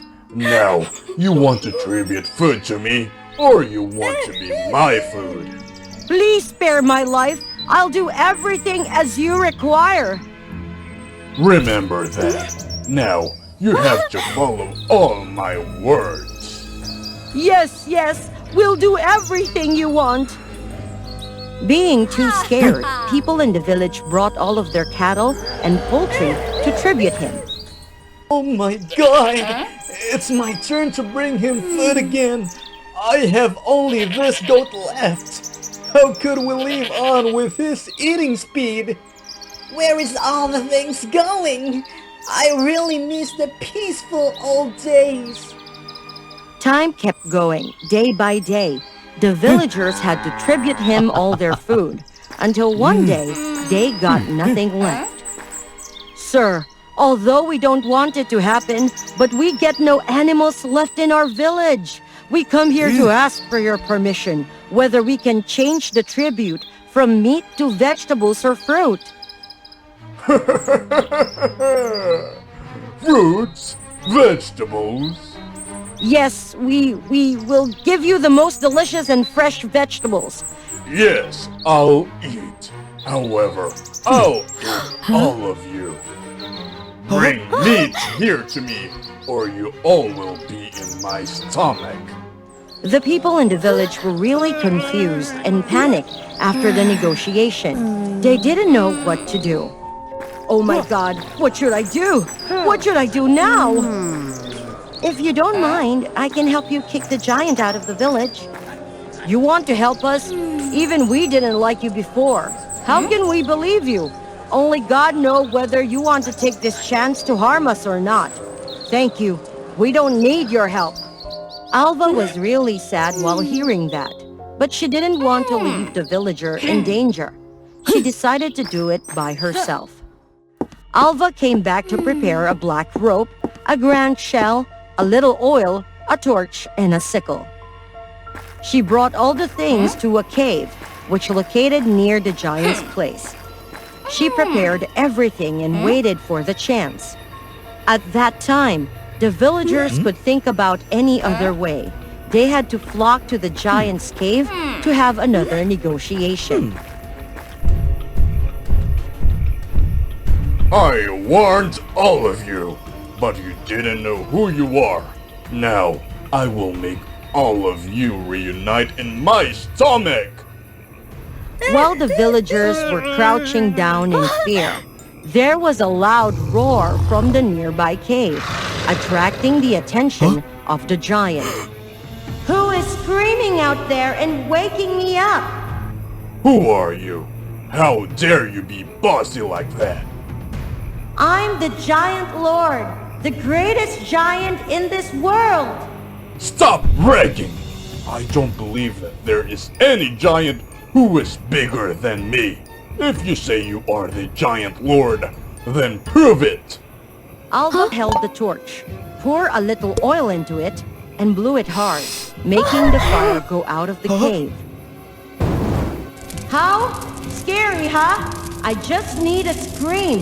It's enough to burn you out. I still don't believe. Just a small fire. It cannot prove anything. So keep your eyes open wide and see. Just one of my hair can squeeze you, making you immobile. I don't believe. Your hair can do nothing to me. I just need to move my arm. It will be cut off immediately. Alva raised her touch and placed the sickle before it. The shadow of the sickle on the cave wall looked like a giant nail. So look at it carefully. Just my sharp nail can beat you up and teach you a lesson. The giant was really scared. He hesitantly came closer to look clearer at the nail. Unfortunately, Alva was so careless that he could see half of her body revealed behind the rock. Knowing that he was fooled, the giant quickly rushed to the cave. He rushed there to attack Alva, making her dodge in panic. Alva came up with an idea. She threw the torch towards the giant, making him startled and stepped back. Then Alva could run out of the cave. Seeing Alva getting out of the cave, the villagers realized that Alva had ignored all the dangers to find a way to save them. They were touched and regretful. Together, they stood in front of her to cover and protect Alva. They used the logs and threw it toward the giant, making him hurt and move backwards. Alva looked around and saw that there was a lot of vines. She picked them and told the villagers her plan. Everyone, move aside and throw up the vines to tie him up. Following her words, they moved aside, threw towards the giant to tie his legs, and called each other to pull him down. After pulling him down, together they came closer to tie him up. As you see, we are small, but when we unite together, we could easily defeat you. If you were smart, you'd better stay away from here and don't ever think about bullying anyone anymore. If you don't do that, we will never let up on you. Yes. I will listen to you. Then Alva untied him after escaping from the vines. The giant immediately ran away without turning his head back and never came back. Alva, on behalf of the villagers, I'm sorry for everything. We were bad. We were jealous with you. We isolated you. But you still... It's all right. I will never blame you all. From now on, we will live happily together.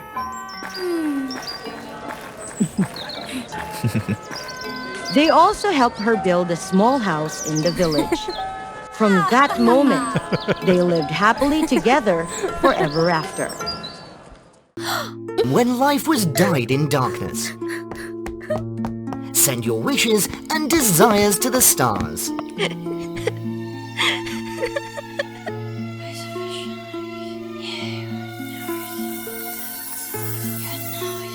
If you are sincere enough and accumulate enough merits, your wishes will be carried away by the wind and touch the sacred wish tree. Then the zodiac gods will take turns turning wishes into reality. The wishes are contained within starfruits, a rare fruit that holds the essence of the wish tree. The supreme goddess Cosmo will turn this fruit into a magical wine.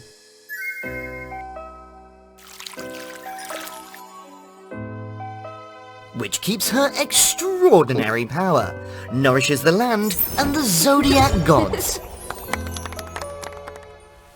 Let's explore the realm of fairy wishes by subscribing to the WOA Fairy Tale channel. The wish tree only bears fruit once every 10 years. And if you're not quick enough, your wishes will easily be taken away. The current head goddess is Capricorn. who is always quick and eager to claim as many wish tasks as possible from the starfruits. On the other hand, Pisces is a goddess who is always laughed at for being clumsy and slow. People look down on her because she only knows how to create illusions. Very dreamy and doesn't contribute much to granting wishes. Because she hasn't fulfilled any wishes, her constellation symbol doesn't even appear in the sky of this land. Oh no, I overslept! Today's the day the wish tree bears fruit! When Pisces arrives, almost all the wish tasks have been taken. Only 2 starfruits are left hanging on the tree. Great! This fruit is mine! Stay away! Come on, you don't have to be so aggressive. If you overslept, don't demand anything. There's still 1 fruit left. Hurry up and take it, Pisces. Yeah, take it quickly. There seems to be something wrong with this starfruit. Pisces realizes that this is a wrong wish. Completely against the laws of life, that's why the other gods avoid it. An old woman carpenter lost her son in an avalanche a few years ago.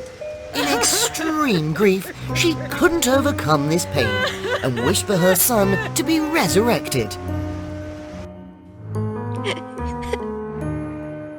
This wish is beyond the capabilities of the zodiac gods. Poor thing, only received 1 wish. Give up. After all, you will always be a burden to this land. I will prove it to all of you. Pisces knows that she can't bring the old woman's son back as wished, but she can use all her abilities to make her mother live in happiness. The purpose of the wish tree and the zodiac gods in the end is still to bring positivity to life and make everyone warm and happy. It hurts so much.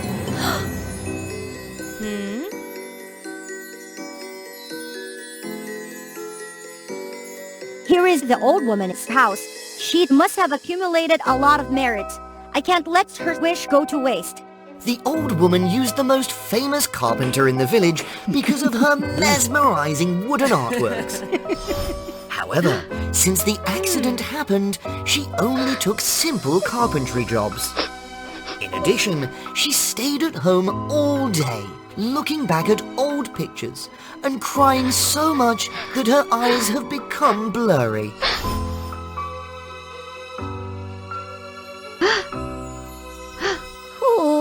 Who are you? Oh, a goddess. Don't be scared. I am the goddess Pisces. I'm here to fulfill your wish. Oh, I beg the goddess. Even though I tried to forget the past, I don't want to forget. From now on, you will never have to live in pain again. Pisces immediately cast a spell to clean up the old woman's house. Then she uses her power to create an illusion, making the image of the lost son appear. My child. It's really my child. Mother! I'm sorry, my child. If only I didn't bring you along that day. It's okay. Everything will be fine. The old woman's long, sorrowful heart now beats with joy and happiness. Finally, Pisces has helped someone. She's not as useless as they say. But right after that, a guest suddenly appears at the old woman's house. He sees the old woman talking and laughing alone and gets scared and runs away. He thinks that the old woman must be obsessed with her son to the point of madness. Exactly 1 week later, the zodiac gods gather at the sacred wish tree. In an instant, all the starfruits on the tree fall down. Success! My first starfruit! The image of the Pisces constellation is now clearly visible in the sky, shining brightly alongside the remaining 11 constellations. Hey, how did you fulfill the old woman's wish? The power to create illusions is not a joke, you know. Creating illusions? Ha! That means you're still letting the old woman live in the past. It's not anything great. Why not? Come with me and you'll see how happy the old woman is. Huh?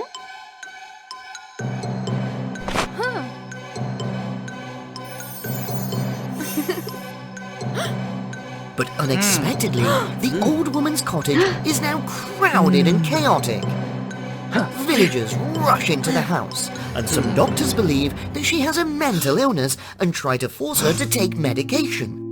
The old woman spends her days muttering to herself and refuses to do any work. I'm not crazy. Look, everyone. My child is here. You should be happy for me. Unable to convince the old woman, the villagers give up in frustration. But at least the old woman met her son again. Ha! This starfruit doesn't count anymore because it brings negative results. Slowly realizing her mistake, but just like the old woman, Pisces doesn't want to face the truth. No, this starfruit is mine. I tried so hard to get one. Stop being stubborn! Give me the starfruit! As they both approach the realm of the star, Pisces casts a spell that traps Capricorn in a storm cloud. Pisces' magic only manages to hold Capricorn for a few minutes, but it's enough time for her to show off her achievement to the goddess Cosmo. Goddess Cosmo, this is my first starfruit. I offer it to you, Goddess. Well done, Pisces. Keep up the good work. Yes, ma'am. Pisces' heart beats rapidly. She feels the pain, but also the excitement, as she looks at the goddess Cosmo, slowly turning the starfruits into sacred wine. This wine is unusually delicious. But just as Capricorn predicted, that starfruit spoils Cosmo's wine. What in the world is this? Her eyes widen, but this time they have turned deep black. Goddess Cosmo roars in a frenzy. She begins transforming into strange forms. The Zodiac gods quickly join forces to restrain the raging Cosmo. Oh no, it's all my fault.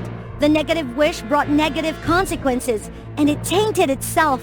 The restraint magic gradually loses its effect, and Cosmo starts destroying everything. Grand architectural structures on the clouds collapse. Colorful flower gardens are shattered. Oh my god! Pisces! Can't you see? You need to fix this mess! I told you already! Help me! What should I do now? The only way to subdue Cosmo Goddess is to find a way to change the situation, to turn the harmful wish into something useful. That's right. I know what to do. Thank you.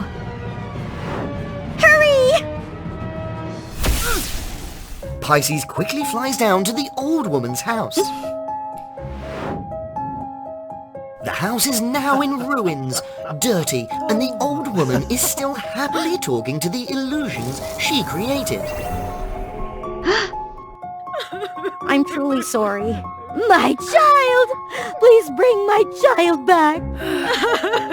It's time for you to learn to face reality, instead of living in the illusions of the past. It's impossible! Please, my goddess! Follow me. I will let you bid farewell to your child one last time. Using poison to counter poison, Pisces casts a spell for the old woman to see one final illusion. But this time, it's in a vibrant and colorful heavenly garden. Mother! After all this time, you're still here, my child? Yes, I have crossed over to the other world, and I'm living a very happy life. Mother, you must also live a happy life.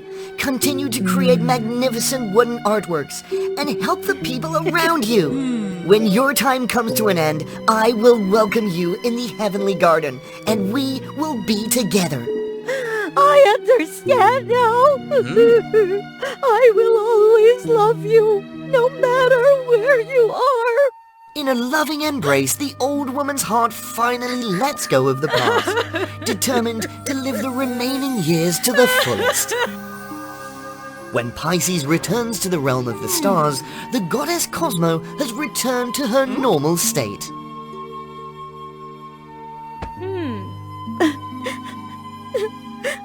My goddess, I apologize to you. If only I wasn't so stubborn.